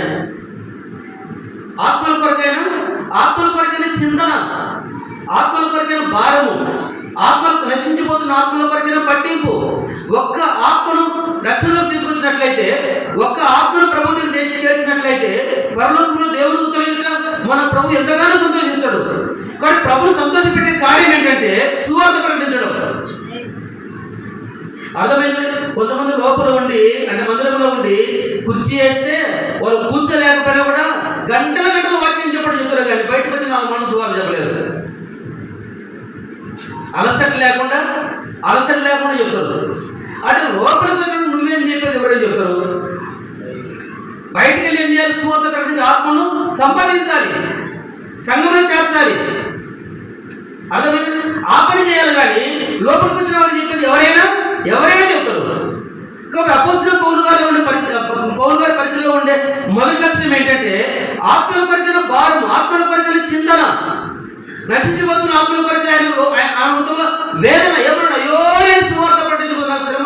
ఆయనకు ఒక గాయమైనట్లుగా, ఒక బాధ అయినట్లుగా, ఒక శ్రమ వచ్చినట్లుగా, అయ్యో సువార్త ప్రకటించకపోతే నాకు శ్రమ. సువార్త ప్రకటిస్తే ఏమో తెలుసు, ఇది మాట మనం చదివితే మనకు అర్థమవుతుంది. 17వ వచనం చదవండి. 17వ వచనము, ఇది నేను కష్టపడి కాదు, ఇష్టపడి, ఇది నేను ఇష్టపడి చేసిన యెడల నాకు జీతం దొరుకును, ఇష్టపడకపోయాను గృహ నిర్వాహకత్వము నాకు అప్పగింపబడి ఉన్నది. అట్లయితే నాకు జీతం ఎక్కడ? కాబట్టి సువార్త ప్రకటిస్తే నాకు జీతం, ఉచితంగా సువార్త ప్రకటిస్తే నా యొక్క జీతం. ఇది మాట మనం చదువుతాం మనం. అర్థమైందండి? కాబట్టి మొదటిగా ఇక చెప్పేందుకు చాలా విషయాలు ఉన్నాయి. కాబట్టి మొదటి తలంపు ఏంటంటే, పౌలు గారి పరిచయంలో ఉండే మొదటి లక్షణం ఏంటంటే నశించిపోతున్న ఆత్మల కొరకైన భారం. ఇది సేవకుల యొక్క మొదటి లక్షణం. అర్థమైందండి? చెప్పడానికి చాలా విషయాలు. నేను సంగారెడ్డిలో సేవ చేస్తున్నప్పుడు నాతో పాటు ఒక డాక్టర్ స్వామిలో ఒక ఇద్దరు ఉండేవాడు. మేమిద్దరము, అంటే నేను కూడా బ్యాచ్లో ఉన్న సమయంలో ఎక్కడన్నా సండే పరిచయం చేసినప్పుడు ఇద్దరం ఒక బస్సు ఎక్కితే నేను ఒక స్టాప్లో దిగాలి, ఆయన ఒక స్టాప్లో దిగాలి. పరిచయం నేను బస్సు ఎక్కి ఇద్దరికి టికెట్ కొట్టిస్తా పైసలు పెట్టి. ఆయన నేను ఇద్దరు దిగాలి కదా, అది రూట్లో కదా అని చెప్పేసి టికెట్ కొట్టించిన తర్వాత ఆయన బస్సు దిగిపోయి పక్కన బస్సు, ఇంకొక బస్సు ఎక్కుతాడు. ఆ రూట్లో వచ్చే బస్సే. నేను ఎక్కడికి వెళ్ళి ఏంది నీ కోసం టికెట్ కొట్టించానంటే అప్పటికే టికెట్ కొట్టే లోపు ఏం చేస్తాడు ఆయన? ఈ బస్సులో కూర్చున్న వారికి అందరికీ పత్రికలో వచ్చి సువార్త చెప్తాడు. పక్క బస్సులోకి వెళ్ళి వాళ్ళకి పత్రికలో వచ్చి వారికి సువార్త చెప్తాడు. అర్థమైందండి? బస్ స్టాండ్లో ఎవరు కూర్చున్నా వాళ్ళ దగ్గర వారికి వెళ్ళి పత్రిక సువార్త చెప్తాడు. అదేమో ఎందుకు అట్లా చేస్తామండి అని అంటాడు. ఏమంటే ఒక్క ఆత్మ నశించిన మనం ప్రభువుకు లెక్క చెప్పాలి. ఒక ఆత్మ మన ప్రభువుకు లెక్క చెప్పాలి. కాబట్టి అపోస్తలుల పౌలు పరిచయంలో ఉండే మొదటి లక్షణం ఏంటంటే సువార్త కొరకైన భారం. రెండోది ఏంటో తెలుసా? అపోస్తలుడైన పౌలు గారు దేవుని యొక్క పని కొరకై, పరిచయం కొరకై ఎంతో శ్రమ పడ్డాడు. ఎంత శ్రమ పడ్డాడంటే ఒక 2 నిమిషాలు మాత్రం నేను చూపిస్తాను. మీరు తర్వాత మీరు పత్రికలు ఇంటికి వెళ్ళిన తర్వాత రండి. కొరింథీయులకు రాసిన 2వ పత్రిక 3వ అధ్యాయం. కొరింథీయులకు రాసిన 2వ పత్రిక 3వ అధ్యాయం. 2వ పత్రిక మొదటి అధ్యాయం. 2వ పత్రిక మొదటి అధ్యాయం 4వ వచనం చదవండి. ఎవరన్నా ఒకరు మొదటి అధ్యాయం 4 కొరింథీయులకు రాసిన మొదటి పత్రిక 2వ పత్రిక మొదటి అధ్యాయం 4వ వచనం. దేవుడు మమ్మల్ని ఏ ఆదరణ జాగ్రత్త గమనించండి. దేవుడు మమ్మల్ని ఏ ఆదరణతో ఆదరించుచున్నాడో ఆదరణతో ఎట్టి శ్రమలో ఉన్నవారు ఆదరించుటకు శక్తిగా వారు ఉన్నట్లు ఆయన మా శ్రమ అంతటిలో మమ్మల్ని ఆదరించుచున్నాడు. క్రీస్తు యొక్క శ్రమలు మా యందు ఎలా విస్తరించుచున్నవో అలాగే క్రీస్తు ద్వారా ఆదరణీయ మాకు విస్తరించుచున్నది. మేము శ్రమ పొందినము మీ ఆదరణ కొరకును రక్షణ కొరకును పొందుదము. మేము ఆదరణ పొందినను మీ ఆదరణ కొరకు పొందుదము. ఈ ఆదరణ ఏ శ్రమలను ఓపికతో సహించుటకు సాధకమైనది. 7వ వచనంలో మీరు శ్రమలో ఎలాగో పాలువారై ఉన్నారో అలాగే ఆదరణలో కూడా పాలువారై ఉన్నారని రుజువు కనుక మిమ్మల్ని గురించి మా నిరీక్షణ. తర్వాత మళ్ళీ 8వ వచనంలో సహోదరులారా ఆసియాలో మాకు తటస్థించిన శ్రమల గురించి మీకు తెలియకుండా మాకు ఇష్టం లేదు. అదేదనగా మేము బ్రతుకుదమని నమ్మిక లేక ఉన్నట్లు మా శక్తికి మించిన అత్యధిక భారం వలన మేము కృంగితిమి. మేము బ్రతుకుదమని నమ్మికే లేకుండా ఆసియాలో అడుగుపెట్టారు సువార్త ప్రకటిస్తూ ఉన్నప్పుడు అనేక సందర్భాల్లో అపోస్తలుడైన పౌలు గారు కొట్టబడుతూ వచ్చాడు. అనేక పర్యాయాలు శస్త్రాలు వేయబడుతూ వచ్చాడు. ఒక పర్యాయం అయితే అపోస్తలుడైన పౌలును కొట్టి చనిపోయాడని ఈడ్చుకొని ఊరు బయట పడేశారు. అర్థమైందండి. అంటే మేము బ్రతుకుతామని నమ్మకం లేనంతగా మేము శ్రమను పొందాము. అదే ఏమనుకున్నాం ఏమంటే మేము చనిపోతామని నిర్ధారణ చేసుకున్నాం. అటువంటి మరణం నుంచి ఆయన మమ్మల్ని ఏం చేశాడు? తప్పించాడు. కింద భాగం మీకు అర్థమవుతుంది. 2వ రెఫరెన్స్ 11వ అధ్యాయంలోనికి రండి. కొరింథీయులకు రాసిన 2వ పత్రిక 11వ అధ్యాయం 23వ వచనం కొన్ని మాటలు. 23వ వచనం నుండి జాగ్రత్తగా 23వ వచనం నుండి వారు క్రీస్తు పరిచారకుల వెర్రివారి వలె మాట్లాడుచున్నాను. నేను మరి ఎక్కువ క్రీస్తు పరిచారకుడును, మరి విశేషంగా ప్రయాసపడితిని, మరి అనేక పర్యాయములు చెరసాలలో ఉంటిని, అపరిమితంగా దెబ్బలు తింటిని, అనేక మార్లు ప్రాణాపాయంలో ఉంటిని, యూదుల చేత 5 మార్లు ఒకటి తక్కువ 40 దెబ్బలు తింటిని, 3 మార్లు రక్తములతో కొట్టబడితిని, ఒకసారి రాళ్లతో కొట్టబడితిని, 3 మార్లు ఓడి పగిలి శ్రమ పడితిని, ఒక రాత్రి 3 సముద్రంలో గడిపితిని, అనేక ప్రయాణంలోను నదుల వలన ఆపదలను, దొంగల వలన ఆపదలను, నా సుజనుల వలన ఆపదలను, అన్యజనుల వలన ఆపదలను, పట్టణంలో ఆపదలను, అరణ్యంలో ఆపదలను, సముద్రంలో ఆపదలను, కపట సహోదరుల వలన ఆపదలను ఉంటిని. ప్రయాసంతోను కష్టంతోను తరచుగా జాగారములతోను ఆకలితోను తరచుగా ఉపవాసములతోను చలితోను దిగంబరత్వంతోను ఉంటిని. ఇంకనూ చెప్పవలసినవి మనం 80% పొందుంటాం. ఎదురు మా సేవకులను కూడా లగ్జరీగా బతకాలనుకుంటాం. సహజంగా నేను ఈరోజు కారులో వస్తే మీకు అనుకోవచ్చు, నాకేం కారు అనుకోవచ్చు. అర్థమైందండి. మా గత శ్రమ మీకు తెలియదు కదా. అర్థమైందండి. 7 years 7 సంవత్సరాలు నేను బ్యాచులర్ సేవలో ఉన్నా. పెళ్లి కాకముందు 7 సంవత్సరాల సేవలో ఉన్నా. హెబ్రోన్కి ఎవరు సేవకి వెళ్ళినా కూడా కనీసం 7 years వాళ్ళ సేవలో ఉండాలి. ఎందుకు వాళ్ళ సేవకు పిలుపుందా లేదా, వారు భోజనం లేకొచ్చారా, లేకపోతే బయట ఉద్యోగాలు లేకొచ్చారా అనేది 7 సంవత్సరాలు తేలిపోతుంది. 7 సంవత్సరాలు కొన్ని దినాలకే అంటే కొన్ని నెలలకి నేను పరిచయకి పంపడ్డా. దాదాపు 4-5 స్థలాలు సంఘాలలో పరిచయం చేశారు. బ్యాచులర్గా ఉన్నప్పుడే 2-3 సంఘాలు నాకు బ్రాంచ్లు కూడా ఉండేవి. అర్థమైంది. ఒక సమయం వచ్చింది, నా యొక్క పెళ్లి నిర్ణయం అయింది. నా పెళ్లి కొరకే బట్టలు పట్టుకోవడానికి, కొత్త బట్టలు పట్టుకోవడానికి బట్టలకు నా దగ్గర డబ్బులు లేవు. నా పెళ్లి బట్టలు పట్టుకోవడానికి. ఇది అర్థమైందా? 7 years సేవలో ఉండి అప్పటికి కొన్ని స్థలాలు కొన్నాను నేను బ్యాచులర్ ఉన్న సమయంలో. తర్వాత కొన్ని మందిరాలు కట్టడానికి సహాయపడుతుంటాడు దేవుడు. కొన్ని స్థలాల్లో సర్వెంట్ కోటలు కట్టేదానికి, కొన్ని స్థలాల్లో సువార్త క్యాంపులు పెట్టేదానికి, అన్ని విషయాలు దేవుడు సహాయపడుతుంటాడు. చేయగలిగాం. ఆఖరికి దేవుని పరిచర్యని నాకు వచ్చిన డబ్బులు కూడా నేను ఎప్పుడు పోగు చేసుకోలేదు. నేనే దేవుని సేవ చేస్తున్నా, నాకు వచ్చిన డబ్బులు ఏమైతాయి అనుకునేవాడిని. అర్థమైందండి. నా చివరి మూమెంట్లో సంగారెడ్డిలో నేను ఉన్న కాలంలో యానివర్సరీకి తెలిసి నీ పెళ్ళి సెటిల్ అయింది కాబట్టి నువ్వు బట్టలు అన్నీ పట్టించుకొని చెప్పేసి నాకు లిస్ట్ ఇచ్చాడు ఒకటి. సూట్ కుట్టించుకో, ప్యాంట్ షర్ట్ కుట్టించుకో, దానిలో సూట్ కుట్టించుకో, షూస్ తీసుకువెళ్ళి అన్నీ రాపించాడు. నా దగ్గర డబ్బులు లేవు. ఇంకో విషయం చెప్పనా, వెడ్డింగ్ కార్డ్స్, పెళ్లి కార్డ్స్ ప్రింట్ చేసుకోవడానికి నా దగ్గర డబ్బులు లేవు. ఆ సంవత్సరం దేవుడు నాకు ఇచ్చిన వాగ్దానం ఏంటంటే, నీ గంపయ్యి నీ పిండి పిసుకుతోటి దీవించడం 28/5 అనుకుంటాను ద్వితీయోపదేశకాండంలో. అర్థమైందండి? ప్రార్థన చేస్తున్నా, ఇక 10 రోజులు అవుతుంది నా పెళ్ళి. నేను తర్వాత ఏమని ప్రార్థన చేస్తున్నానంటే, కొత్త బట్టలు కట్టుకుంటేనే పెళ్ళి అవుతా, పాత బట్టలు కట్టుకుంటే పెళ్ళి కదా. ఒకవేళ దేవుడు ఆ లోపు నాకు ఇవ్వకపోతే పాత బట్టలతోనే పెళ్లి చేసుకోవడానికి సిద్ధపడ్డా. సేవకుల గురించిన కష్టాలు, శ్రమలు మీకు తెలియదు. ఏ రోజు ఒక ముద్ద పిలిచి భోజనం పెట్టరు కానీ, ఏ రోజు ఒక జత బట్టలు ఇవ్వరు కానీ, ఏ రోజు వాళ్ళు పరామర్శించరు కానీ డిమాండ్ మాత్రం చేస్తారు చాలా మంది. సిగ్గులేండి మన ఇవన్నీ. నీ బతుకు ఎప్పుడైనా ఒక సేవకుని పిలిచి ఒక పూట కుటుంబానికి భోజనం పెట్టుంటామా? ఒక పండుగ బట్టలు ఇప్పించుంటామా? మనకు, మన పిల్లలకు, మన కుటుంబానికి అయితే ఎంతో జాగ్రత్తగా చూసుకుంటాము. అప్పు చేసేనా కుటుంబం చెప్పాలంటే. అర్థమైందండి?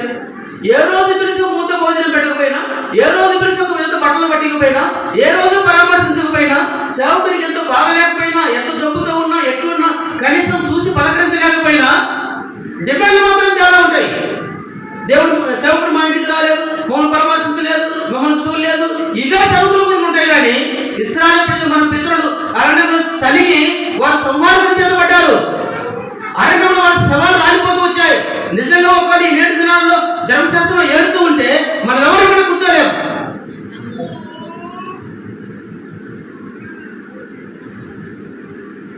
ఇవి చేయడానికి చేత కాదు. కానీ నీకు ఆరోగ్యం బాగలేకపోతే సేవకుడు వచ్చి నీ కోసం ప్రార్థన చేసినాడా? నువ్వు కష్టాలంటే సేవకుడు వచ్చి పరామర్శించున్నాడా? ఏమంటే మరి ఆయన కష్టాలు వస్తే పరామర్శించావా?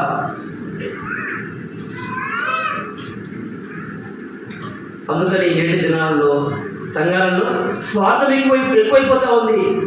మత్తయి సువార్త 24:12 ఏమని చెప్పబడిందంటే, అక్రమం విస్తరించడం వలన అనేకుల ప్రేమ చల్లారిపోతా ఉంది. దానికి కారణం ఏంటంటే, సంఘాలలో ప్రేమ విస్తరించడానికి బదులుగా అక్రమం విస్తరిస్తూ ఉంది. ఆయన మాట చూపించాడు. పెద్ద ప్రసంగం చేయాల్సిన పని ఏం తెలుసా? నేను ఈ పిల్లల్ని పెంచి గొప్పవారిని చేశాను, వారు నా మీద తిరుగుబడి ఉన్నారు.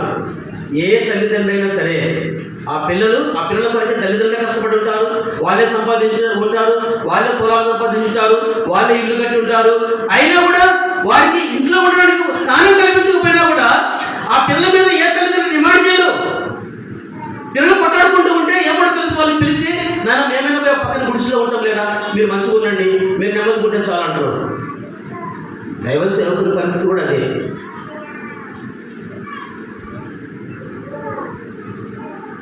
చాలా మందికి ఈ విషయాలు అర్థం కావు. ఏమంటే తల్లిదండ్రులు వాళ్ళు కష్టపడి, వాళ్ళు శ్రమపడి, వాళ్ళు పెంచి, వాళ్ళు పెద్ద చేసి, వాళ్ళు ఇల్లు కట్టి, వాళ్ళు పొలాలు కొని ఎన్ని చేసిన తర్వాత వాళ్ళకు వివాహాలు చేసి మీకు పిల్లలు పుట్టిన తర్వాత పిల్లలు పుట్టిన తర్వాత వాళ్ళు ఏమంటారు తెలుసా? అమ్మ నాన్న చూసుకునేదానికి కూడా వాళ్ళు నోచుకోలేరు. వాళ్ళకి ముద్ద అన్నం పెట్టడానికి ఓర్చుకోలేదు, వాళ్ళకి గది ఇచ్చడానికి ఓర్చుకోలేదు. ఆఖరికి వాళ్ళు ఎక్కడో చిన్న పాకలో నివసిస్తూ ఉంటారు. అన్నీ ఉండి కూడా తెలుసా ఎందుకు? వాళ్ళ ఉద్దేశం ఏంటి?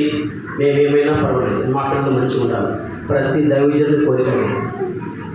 ఒకవేళ మీకు బయటకు చెప్పుకోలేకపోవచ్చు.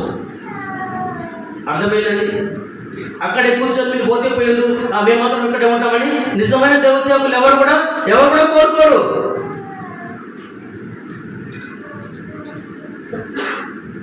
కాబట్టి అపోస్తలులు ఏమంటారు తెలుసా?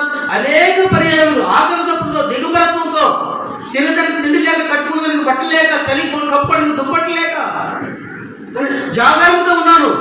ఇంకా ఏమని చెప్పాడు ఆయన? ఒక మాట చదువుతున్నాడు మనకు అర్థం కావడానికి. కింది మాట మరొక మాట మనం 11వ అధ్యాయంలో 11వ అధ్యాయము 26వ వచనం జాగ్రత్తగా గమనిస్తే,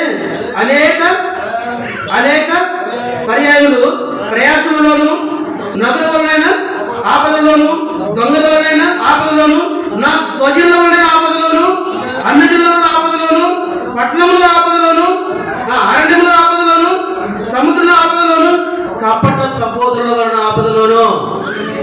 అర్థమైందండి? ఏమంట? ఊర్లో ఆటంకం, బయట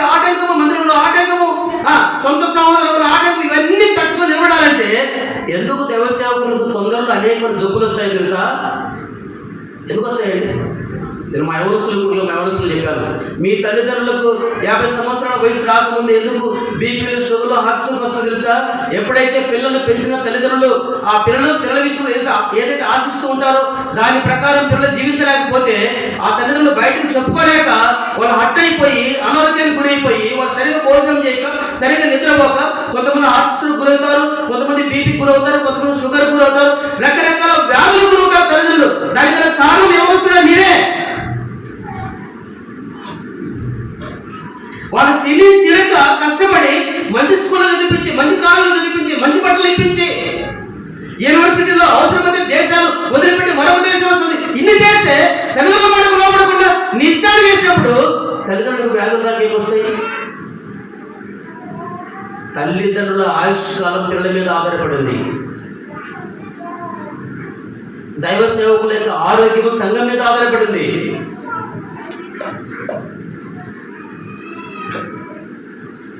చాలా మందికి అది అర్థం కాదు.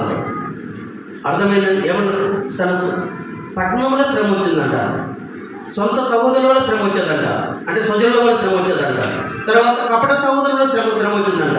ఎటుపోయినా శ్రమ అన్నాడు ఆయన. ఎటుపోయినా శ్రమే. అయినా కూడా ఏం చేశారంట?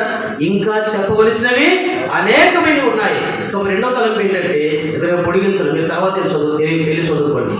అర్థమైంది? 2వ తలంపు ఏంటంటే అపోస్తలుల పౌలు గారు దేవుని కొరకై ఎంతో శ్రమ పడినవాడు. 3వ విషయం ఏంటంటే శ్రమ పడడమే కాకుండా సంఘముల గురించిన చింతన కలిగిన వాడు. సంఘంలో అసమాధానం ఉంటే నిజమైన దైవ సేవకు ఇంకెవరికి నిద్ర పడదు. మీకు అర్థం కాదు అది. అర్థమైందండి? నేను ఇక్కడికి వచ్చే ముందు నేను ఇక్కడేమో స్థానికంగా సేవ చేయలేదు, కానీ ఏం మాటలు చెప్పాలి ప్రభు అని ప్రభు దగ్గర కనిపెట్టడానికి మానసిక బోధన అంతా చేయొచ్చు. కానీ సంఘానికి ప్రజలకు ఏం అవసరమో, ఏం కావాలి, ఎటువంటి మరి వారు ఎటువంటి ఆకలి దప్పుల్లో ఉన్నారు, ఏం కావాలి ప్రార్థన చేసుకుంటూ దాదాపు 4:30 గంటల వరకు, తెల్లారుజాము 4 గంటల వరకు, 4:30 వరకు నిద్రపోలేదు. గత రాత్రి కాదు. నాతో పాటు వచ్చిన సహోదరు నేను కలుసుకొని రాత్రి 11 గంటలు 12 గంటలకు మళ్ళీ కూర్చొని కొంచెం ప్రార్థన చేశాను. నాకు 11:30 ఫోన్ చేస్తాను, ఇప్పుడు మేము ప్రార్థనలో ఉన్నాము. ఎందుకు మాకు అంత చింత? ఏదో వచ్చి 4 మాటలు చెప్పేసి వెళ్ళిపోవచ్చు కదా. ఏమండి, భక్సింగ్ గారి కాలంలో ఏదైనా సంఘంలో సమస్య వస్తే భక్సింగ్ గారు అక్కడికి వచ్చిన తర్వాత కూర్చొని మాట్లాడడానికి భక్సింగ్ గారు కొన్ని కండిషన్లు పెట్టేవాడంట. ఏం కండిషన్లు? మొదటికి ఏం చెప్పాడంటే 10 సంవత్సరాల క్రైస్తవ అనుభవం, విశ్వాస అనుభవం, 10 సంవత్సరాల విశ్వాసం యొక్క అనుభవం ఉన్న వాళ్ళు మాత్రమే ఇక్కడ కూర్చోండి. 10 సంవత్సరాల లోపల రక్షణలో కూర్చొని బయటకు వెళ్ళిపోని చెప్పాడంట. సగం మంది బయటకు వెళ్ళిపోతారు. సమస్య సాల్వ్ అయిందా? కొంతమందికి సగం సమస్య సాల్వ్ అయిందా? 2వ తలంపు ఏం చెప్తుంది సార్? ఎవరైతే క్రమంగా అన్ని గుడికలకు వస్తారో వారు మాత్రం కూర్చోండి, తగ్గిన వారు బయటకు వెళ్ళిపోండి. 3వ ఫిల్టరింగ్ ఏంటో తెలుసా? ఎవరైతే మీరు రాబడిలో దర్శనం భాగాన్ని క్రమంగా ప్రభుకి ఇస్తారో వారు మాత్రం కూర్చోండి, తగ్గిన వారు బయటకు వెళ్ళిపోండి. ఇక మిగిలే దేవుడా ఏమండి? వాళ్ళందరూ వాళ్ళే వచ్చి సమాధానం పడతారు. ఈ దినాలు అటువంటి వాళ్ళని ఎంకరేజ్ చేయబట్టే సంఘాలలో సమస్యలు వస్తున్నాయి. అర్థమైందండి? మంచిదే, ప్రేమించాలి. ప్రేమతో పాటు దండన కూడా అవసరమే, శిక్ష కూడా అవసరమే. అర్థమైందండి? ఎటువంటి కార్యాలు చేస్తూ ఉన్నా మనం ప్రేమిస్తూ ఉన్నట్లయితే వారి యొక్క పాపాన్ని మనం ఇంకా ప్రోత్సాహపరిచినట్లు, ప్రోత్సాహపరిచిన వారు అవుతాం మనం. అర్థమైందండి? చాలా జాగ్రత్తగా ఉండాలి. అందుకనే అపోస్తలుల పౌలు గారి సంఘాల గురించిన చింతన. ఒక సంఘంలో ఈ యొక్క ఆదివారం సంఘంలో ఏదైనా ఒక గలాట జరిగిందంటే ఆ రాత్రి సేవకుడు నిద్రపోడు. నువ్వు గలాట చేస్తావు, గలిపిడి చేస్తావు, పోయి ఇంటికి ఆయన గురికి నిద్రపోతావు, కానీ సేవకుడు నిద్రపోడు. గుర్తుపెట్టుకో, వ్యర్థమైన ప్రతి మాట కొరకే దేవుని దగ్గర విమర్శ జరగదు, లెక్క చెప్పాలి. వ్యర్థమైన మాట మాట్లాడితే దేవుని దగ్గర లెక్క చెప్పాల్సి వస్తే ఇక మనం చేసే అనేకమైన కార్యాల కొరకు ఇంకెంత లెక్క చెప్పాలి, ఇంకెంత లెక్క చెప్పాలి. అందుకనే మన రక్షణను, మన పరిశుద్ధతను భయముతో వణుకుతో దాన్ని ఏం చేయాలి? మనము కాపాడుకోవాలి, కొనసాగించుకోవాలి, దాన్ని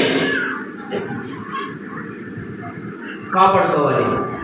ఒక సేవకుడు చెప్తా ఉండే, రక్షణ పొందిన 6 దినాలలో భయం దేవుని మందిరానికి రావడానికి భయంగా వస్తారంట. ఎంతో భయం అంటారు వాళ్ళకు. సేవకులతో మాట్లాడడానికి కూడా భయపడతారంట. వచ్చి ఎక్కడో ఆ లాస్ట్లో కూర్చుంటారంట. కొంతకాలం అయిన తర్వాత మధ్యలోకి వచ్చి కూర్చుంటారంట. ఇంకా కొంతకాలం తర్వాత పులిపిట్ట దగ్గరకు వచ్చి కూర్చుంటారంట. ఇంకా కొంతకాలం అయిన తర్వాత సేవకుని పులిపిట్ట నుంచి కిందికి దోసి ఆయన పులిపిట్ట ఎక్కుతారంట. అర్థమైందండి? కొంత మన దేవుని బిడ్డలం, దేవుని ప్రజలం. ఎక్కడైనా మన ద్వారా సేవకులు నొప్పిపడి ఉన్నట్టయితే వ్యక్తిగతంగా మనం ఏదైనా పశ్చాత్తాపడాలి ప్రభు దగ్గర. అర్థమైందండి? ప్రభా నేను దైవజనులు నొప్పించాను, క్షమించు. అప్పుడు నీ హృదయం ఎంత తేలికైతే చూడు,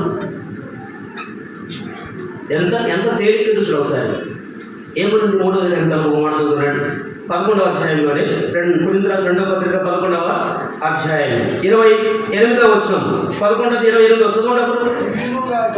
ఇవియును కాక సంఘములన్నింటి గురించిన చింతయు కలదు, ఈ భారము దినదినము నాకు అధికమగుచున్నది. ఇదియు కాక సంఘముల గురించిన చింతయు నాకు కలదు, ఈ భారము దినదినము నాకు అధికమగుచున్నది. ఇది పౌలు గారి యొక్క పరిచర్య. సంఘాల గురించిన చింత. అయ్యో వాళ్ళు కొట్టుకుంటే ఎట్లా, వాళ్ళు విడిపోతే ఎట్లా, సంఘంలో అసమాధానం ఉంటే ఎట్లా, వారి ముందు రాకపోతే ఎట్లా, ఏమైంకేమి స్థలం కాకపోతే ఇంకో స్థలం అయింది, ఎందుకు బాధపడాలి? ఏమండి? ఎందుకు ప్రభు దగ్గర కన్నీరు తేడాలి? ఎవరెట్లా బతకాలి? సేవకునికి ఏమైంది? అపోస్తలుడైన పౌలు గారికి సంఘముల గురించిన చింత దినదినము ఆ భారం ఆయనలో ఎక్కువ అవుతూ ఉంది. కాబట్టి 3వదిగా అపోస్తలుడైన పౌలులో ఉండే పరిచయలో 3వ పరిచయం ఏంటంటే సంఘముల గురించిన చింత. మనం ఇంటికి వెళ్తాం, మన కళ్ళు మోగించుకున్నా పడుకొని నిద్రపోతాము. కానీ దైవ సేవకులు కానీ, బాధ్యత కలిగిన సహోదరులు, భారం కలిగిన వారు కానీ, ఎవరైనా ఆత్మీయ ఎదిగిన వాళ్ళు కానీ వారు నిద్రపడతారు. అయ్యో సంఘం ఇట్లా అయిపోయింది. కన్నీటితో ప్రభుత్వం ప్రార్థన. ఎప్పుడుకి వెళ్ళి చూడండి, ఎప్పుడో సాయంకాలం పూట వెళ్ళి చూస్తే మరి పండు వృద్ధాప్తులు ఉన్నవారు 80-90 సంవత్సరాల వయసులో ఉన్నవారు నడవలేక కట్టబట్టుకొని ఎప్పుడో వచ్చి వెనక కుర్చీల మీద కూర్చొని కన్నీటితో ప్రార్థన చేస్తూ ఉంటారు. అర్థమైందండి? సిగ్గు అనిపిస్తుంది. మనకు మోకరించగలిగే వయస్సు ఉంది, మోకరించగలిగే బలము ఉంది. కానీ మన ప్రభు దగ్గర మన కన్నీరు దాచండి. ఒక పండు వృద్ధాపులు 90-80 సంవత్సరాలు నా వృద్ధులు వచ్చి ప్రభా సంఘాన్ని కాపాడు, సంఘంలో సమాధానం దయచేయి, సంఘంలో నెమ్మది దయచేయి, సంఘంలో ఐక్యత దయచేయి. అంటే వాళ్ళు ప్రార్థన చేస్తూ ఉంటే ఆ మాటలు వింటే గుండె తరుక్కుపోతుంది. అర్థమైందండి? సంఘం గురించిన చింత. 4వది మనం గమనించినట్లయితే దేవుని ప్రజల కొరకే, దేవుని పరిచయ కొరకే ఎంతో క్రయం కలిగిన వ్యక్తి ఆయన. ఒక మాట మనం చూద్దాం. 12వ అధ్యాయం కొరింథీయులకు 2వ పత్రిక 12వ అధ్యాయం చదవండి. 15వ వచనం లేదా 14 నుంచి కూడా చదవండి.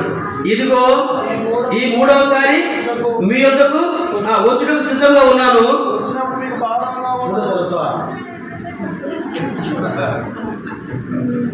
మూడోసారి వస్తాను అడుగుతున్నాయండి. ఇంట్లో బాబు నేను ఎక్కడ పోవాలంటాడు కదండి. చదవండి. 14వ వచనము. ఇదిగో ఈ 3వసారి మీ ఎదుకు వచ్చుటకు సిద్ధంగా ఉన్నాను. వచ్చినప్పుడు మీకు భారంగా ఉండను. మీ సొత్తులు కాదు, మిమ్మల్నే కోరుచున్నాను. పిల్లలు తల్లిదండ్రులకు కాదు, తల్లిదండ్రులే పిల్లలకు ఆస్తి కూర్చదగినది కదా. కాబట్టి నాకు కలిగినది యావత్తు మీ ఆత్మల కొరకు బహు సంతోషము వేపరచదును, నన్ను నేను వేపరుచుకున్నాను. ఏమన్నాడంటే తెలుసా? మీరు నా పిల్లలు కనుక ఏ విధంగా ఒక తల్లిదండ్రులు పిల్లల కొరకు ఆస్తులు సమకూరుస్తారో, ఇప్పుడు ఇంతమందిని కట్టబడిందంటే ఈ ఆస్తి మీకే కదా, మీ తర్వాత మీ పిల్లలకే కదా, వారి తర్వాత వాళ్ళ పిల్లలకే కదా. ఏమైనా పిల్లలు వచ్చి ఇక్కడ ఉండేదిందా? ఏమండి? ఉండేదిందా అంటున్నా. కాబట్టి ఏమన్నాడు? తల్లిదండ్రులు పిల్లల కొరకు ఆస్తి సమకూర్చాలి. కాబట్టి అది ఆ బాధ్యత నా మీద ఉంది. అంత ఏమని చెప్పాడంటే మీ ఆత్మల కొరకై నాకు కలిగినది బహు సంతోషంగా ఏర్పరచుకున్నాను. ఆయనే కాకుండా ఆయన దేవుని సేవ చేయడమే కాకుండా ఆయన ఉన్న యావదాస్తి కూడా దేవుని యొక్క ఆత్మల కొరకే, దేవుని ప్రజల కొరకే బహు సంతోషంగా వేయపరిచాడంట. అర్థమైందండి? ఆయన సొంతమైనది. ఆయన సొంతంగా ఉన్న ఆయనకి ఏదైతే ఉన్నదో దాన్ని కూడా బహు సంతోషంగా నా దేవుని ఆత్మల కొరకే భయపడ్డాను, నన్ను నేను వేయపరచుకుందును. అది పౌలు గారి యొక్క క్రయం. ఇంకో మాట మనం చదువుదామా రండి, మనం చదివిన భాగం లేదు రండి. 20వ అధ్యాయం అపోస్తుల కార్యములు. 5 నిమిషాలు నేను మొత్తం ముగించేస్తా, కంగారు పడదు. 20వ అధ్యాయం అపోస్తుల కార్యములు 20వ అధ్యాయము మాట మనం చదువు, మనకు అర్థం కావడం. 20వ అధ్యాయం 33వ వచనం చదువుకున్నప్పుడు 33వ వచనం 20వ అధ్యాయం 33వ వచనం. ఎవరి వెండినైనను బంగారమునైనను వస్త్రములైన నేను, ఎవరి ఎండినైనను బంగారము వస్త్రములు కూడా నేను ఆశించలేదు. అర్థమైన తర్వాత మరొక మాట, నా అవసరం నిమిత్తము నాతో ఉన్నవారి నిమిత్తము ఈ నా చేతులు కష్టపడినవని మీకే తెలియను. మీ వెండి కానీ మీ బంగారం కానీ మీ వస్త్రాలు కానీ ఆశపడదు, పైగా నా అవసరం కొరకే ఇగో నా చేతులు కష్టపడ్డాయి అన్నాడు. అది మీకు కూడా తెలుసు అన్నాడు. అది అపోస్తలుడైన పౌలు గారి యొక్క కార్యము. కాబట్టి మొదటిగా సువార్త కొరకే భారం కలిగిన విషయం. రెండవదిగా దేవుని కొరకే ఎటువంటి శ్రమనైనా ఓర్చుకున్న వ్యక్తి. మూడవదిగా చెప్పండి, సంఘముల గురించిన చింత కలిగిన వ్యక్తి. నాలుగవదిగా దేవుని ఆత్మల కొరకే తనకు కలిగిన యావత్తును కూడా ఏం చేశాడు ఆయన? ఏం చేశాడు? వేయపరిచాడు. నన్ను నేను కూడా వేయపరుచుకున్నాను. కంట్రోల్ సమానం ఫిలిప్పీ పత్రికగా మాట్లాడు. అర్థమైందండి? నా యావదాస్తిని కొరకు వేయపరిచాను, నన్ను నేను వేయపరుచుకున్నాను. నాలుగవదిగా దేవుని కొరకే ప్రాణం పెట్టేదాన్ని కూడా సిద్ధపడ్డాడు. ఐదవదిగా ఈ మాట మనం చదువుతాం. 21వ అధ్యాయం అపోస్తలుల కార్యములు 21వ అధ్యాయం 21వ అధ్యాయం 11వ వచనం చదవండి. 11వ వచనము.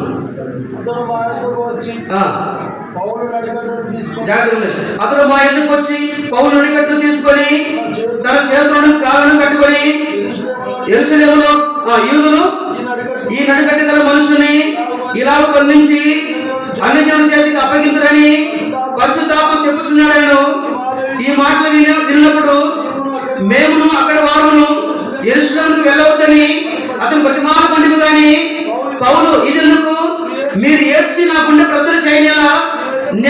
నేనైతే ప్రభువుని యేసునామము నిమిత్తము యెరూషలేములో బంధింపబడకు మాత్రమే కాక చనిపోవడానికి సిద్ధంగా ఉన్నాను. ప్రవక్త చేయమంటే నువ్వు యెరూషలేముకి వెళ్ళొద్దు, నువ్వు అక్కడికి వెళ్తే వాళ్ళని బంధిస్తారు, తర్వాత నేను శ్రమ పడతారు అని చెప్తే పౌలు ఏమని తెలుసా? ఎందుకు మీరు ఏడ్చి ఎందుకు నా గుండె ప్రజలు చేస్తారు? యెరూషలేములో శ్రమ కొరకే కాదు, యెరూషలేములో ప్రభు కొరకే మరణించడానికి కూడా సిద్ధంగా ఉన్నాను అన్నాడు. నా ప్రాణం ఎంత మాత్రం కూడా అందుకని ఫిలిప్పీ పత్రిక 1వ అధ్యాయంలో బ్రతుకుంటే క్రీస్తే, చావైతే అలా. ఇది ఒక సేవకుని క్రయం. అర్థమైందండి? నేటి దినాల్లో చాలా వరకు ఇటువంటి లక్షణాలు సేవకులుగా మా దగ్గర కూడా లేకనే ఎన్నో సమస్యలు స్వార్థంతో. అర్థమైందండి? డబ్బును ఆశించి, ధనాన్ని ఆశించి, లేదా భోజనాన్ని ఆశించి ఎవరింటికి పిలిచి 4 పర్యాలు ఆ మంచి భోజనం వండి పెడితే ఇక వాళ్ళ దగ్గర సాక్ష్యం లేకపోయినా కొంతమంది వాళ్ళు ముందుకు తీసుకొస్తారు. ముందుకు తేవడం తప్పులేదు, కానీ వాళ్ళు మొదటిగా ఏం చేయాలి? ప్రభువులు కట్టాలి, కట్టి వాళ్ళు ముందుకు తీసుకురావాలి. అర్థమైందండి? కాబట్టి ఏం చేయాలంటే ప్రభు కొరకే మనము భయపరుచుకునే వారికి ఉండాలి. ప్రభు కొరకే ప్రాణం పెట్టవలసి వచ్చినా వెనుకాడిన వారి వల్ల ఉండాలి.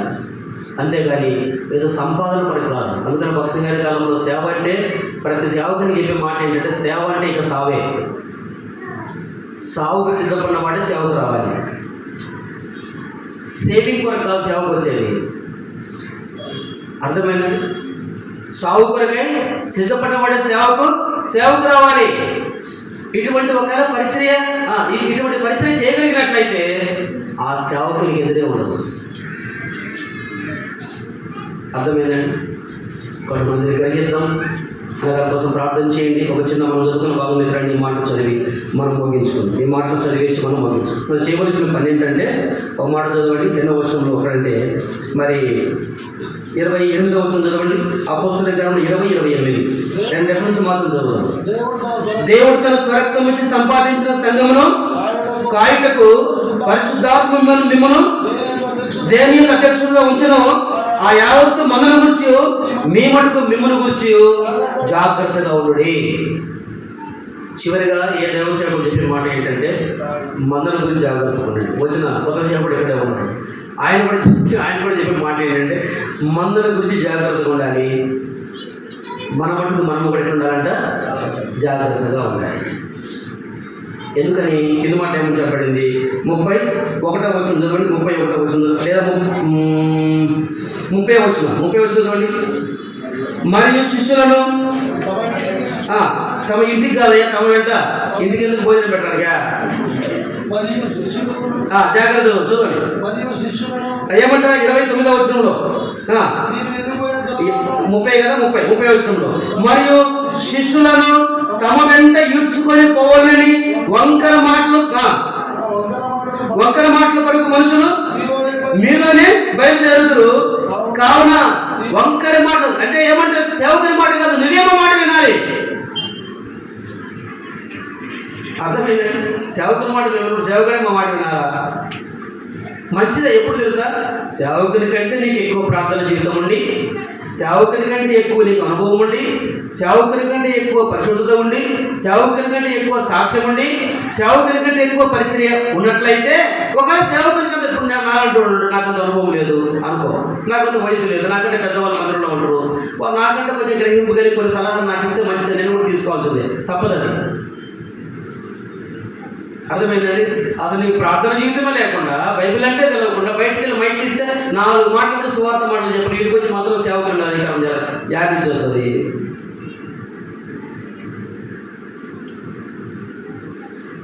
నేర్చుకోకపోతే మనము నేర్చుకోవాలి. నేను నిందించడం లేదు. దేవుని సంఘం క్రమపరచబడాలంటే, దేవుని సంఘం అభివృద్ధి కావాలంటే ఈ మినిమం ఫార్మాలిటీస్ మనం పాటించాలి. అర్థమైందండి? తర్వాత ఒక చివరి మాట మనం చదువుదాం. 20వ అధ్యాయం అపోస్తలుల కార్యం 20వ అధ్యాయం 36వ వచనం చదువు. 36వ వచనం నుండి అతడు ఇలాగ చెప్పి మోకాల్లోని అందరితో ప్రార్థన చేసెను. అప్పుడు వారందరూ చాలా ఏడ్చిరి. మీరిక మీదట నా ముఖము చూడరని అతను చెప్పిన మాటకు విశేషంగా దుఃఖపడుచు పౌలు మెడ మీద పడి అతను ముద్దు పెట్టుకొని వారు ఓడవరకు అతని పౌలు ఏమన్నారంటే, ఇక మీద నా ముఖం మీద చూడని చెప్పిన వాడు మరింతగా ఏడ్చారు, గట్టిగా ఏడ్చారు, మెడ మీద పడి ఏడ్చి ముద్దు పెట్టుకొని అన్నారు. ఏమన్నారో తెలుసా, ఆయన ఆ ఓడ వరకు ఆయన చేసిన ఆయన వారు సాగలిగారు. అర్థమైందండి? ఇటువంటి సేవకులకి విశ్వాసులకు ఇటువంటి బంధము, ఇటువంటి ప్రేమ కలిగి ఉండాలి. అప్పుడు జీవితంలో సేవకుని మీరు మర్చిపోలేరు, సేవకుడు మిమ్మల్ని కూడా మర్చిపోలేరు. సేవకుడు ఎక్కడ దారిలో పోతామని అనిపించాలి, అదే వాళ్ళు ప్రేమించారు, ఒకసారి వాళ్ళు చూద్దాం అనిపించాలి. సేవకుడి మనసులో విశ్వాసం అనిపించాలి. ఆ సేవకుడు దగ్గర తీసాడు, ఆ దారిలో పోతాం, ఒకసారి అందరూ కలిసిపోదాం అనిపించాలి మనసులో. అర్థమైనా? కాబట్టి 5 పరిచర్యలు కలిగి ఉంటాకు మీరు ప్రార్థన చేయండి. ఇట్లా జరిగినట్లయితే దేవుని యొక్క పని, దేవుని యొక్క పరిచర్యతో మరి గంభీరంగా జరుగుతుంది. దేవుని మాటలు దీవించును గాక. ప్రార్థన చేసుకున్నాం.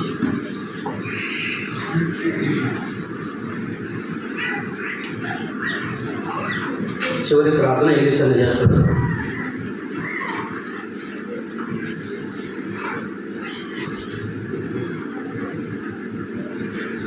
ప్రార్థన చేసుకున్నాం. ప్రార్థన అయిపోయిన తర్వాత ముఖ్యంగా మీకందరికీ కూడా స్పీచ్ ఇవ్వబడుతుంది. సోదరుడు దేవసాయమన్న మీనక్క వాళ్ళు సంఘం ప్రేమించి ముఖ్యంగా ఈరోజు అక్క బర్త్డే సందర్భంగా కూడా మరి ఇస్తారు. చివరి ప్రార్థన అయిపోయిన తర్వాత కొరకు మరి వాళ్ళ కుటుంబం కొరకు ప్రార్థన చేస్తాం. తర్వాత మనం అందరం కూడా స్పీచ్ ఇస్తున్నాం. అది తర్వాత ఇక్కడికి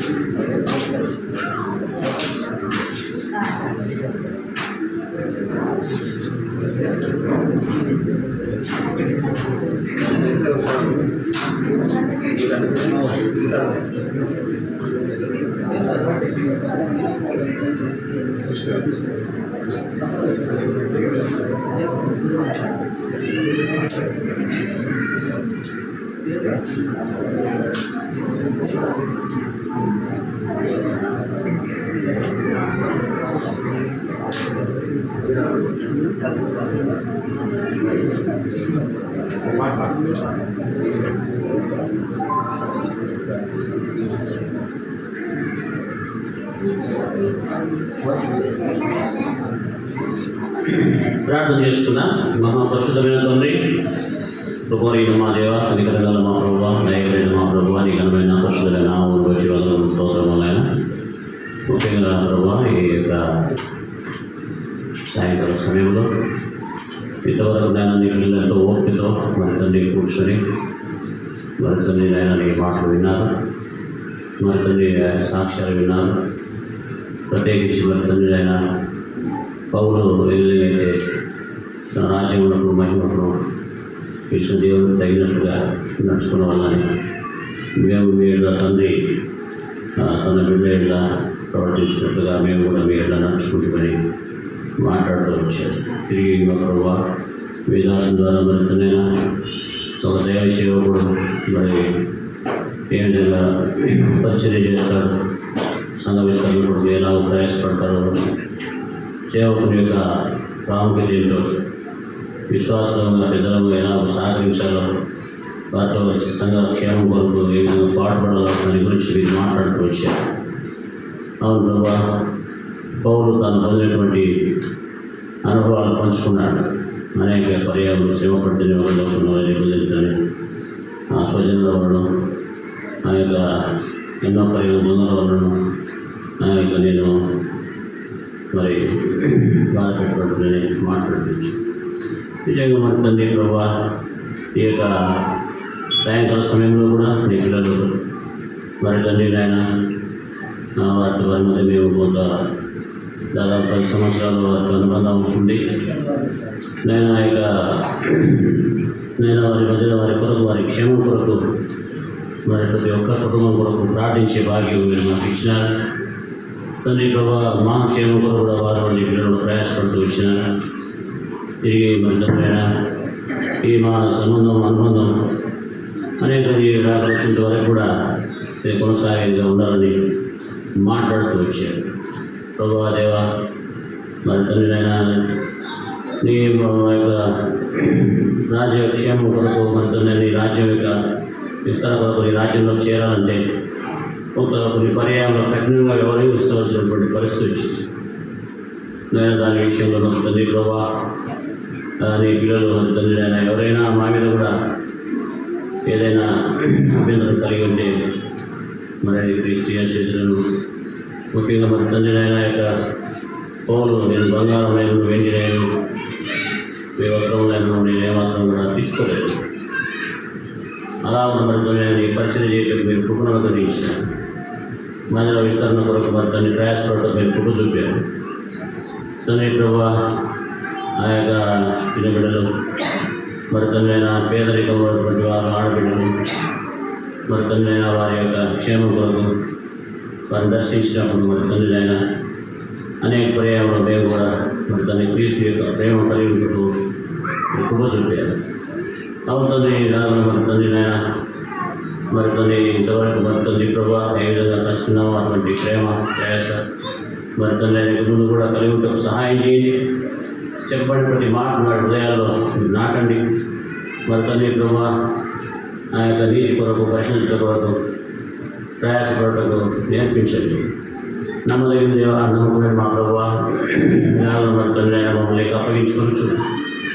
మరి తండ్రి వీరు కృపగలిగిన దేవుడు అని, సమాధానం ద్వారానే సంపూర్ణంగా సిద్ధపరిచే దేవుడు అని, సంపూర్ణం చేసే దేవుడు అని నీకు అప్పగించుకోవచ్చు.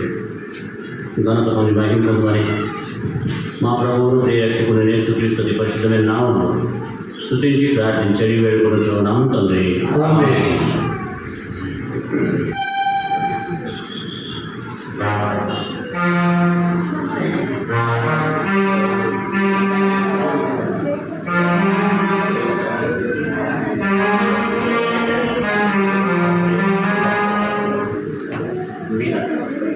చిన్న ప్రార్థన చేద్దాము. చూడండి, దేవసాయము మీనా సహోదరి తన బర్త్డే కదా, స్వీట్ తీసుకొచ్చారు. స్వీట్ కోసం చిన్న ప్రార్థన చేద్దాము. స్వీట్లు ఇచ్చే సమయంలో 2 చరణాలు పాడతాము.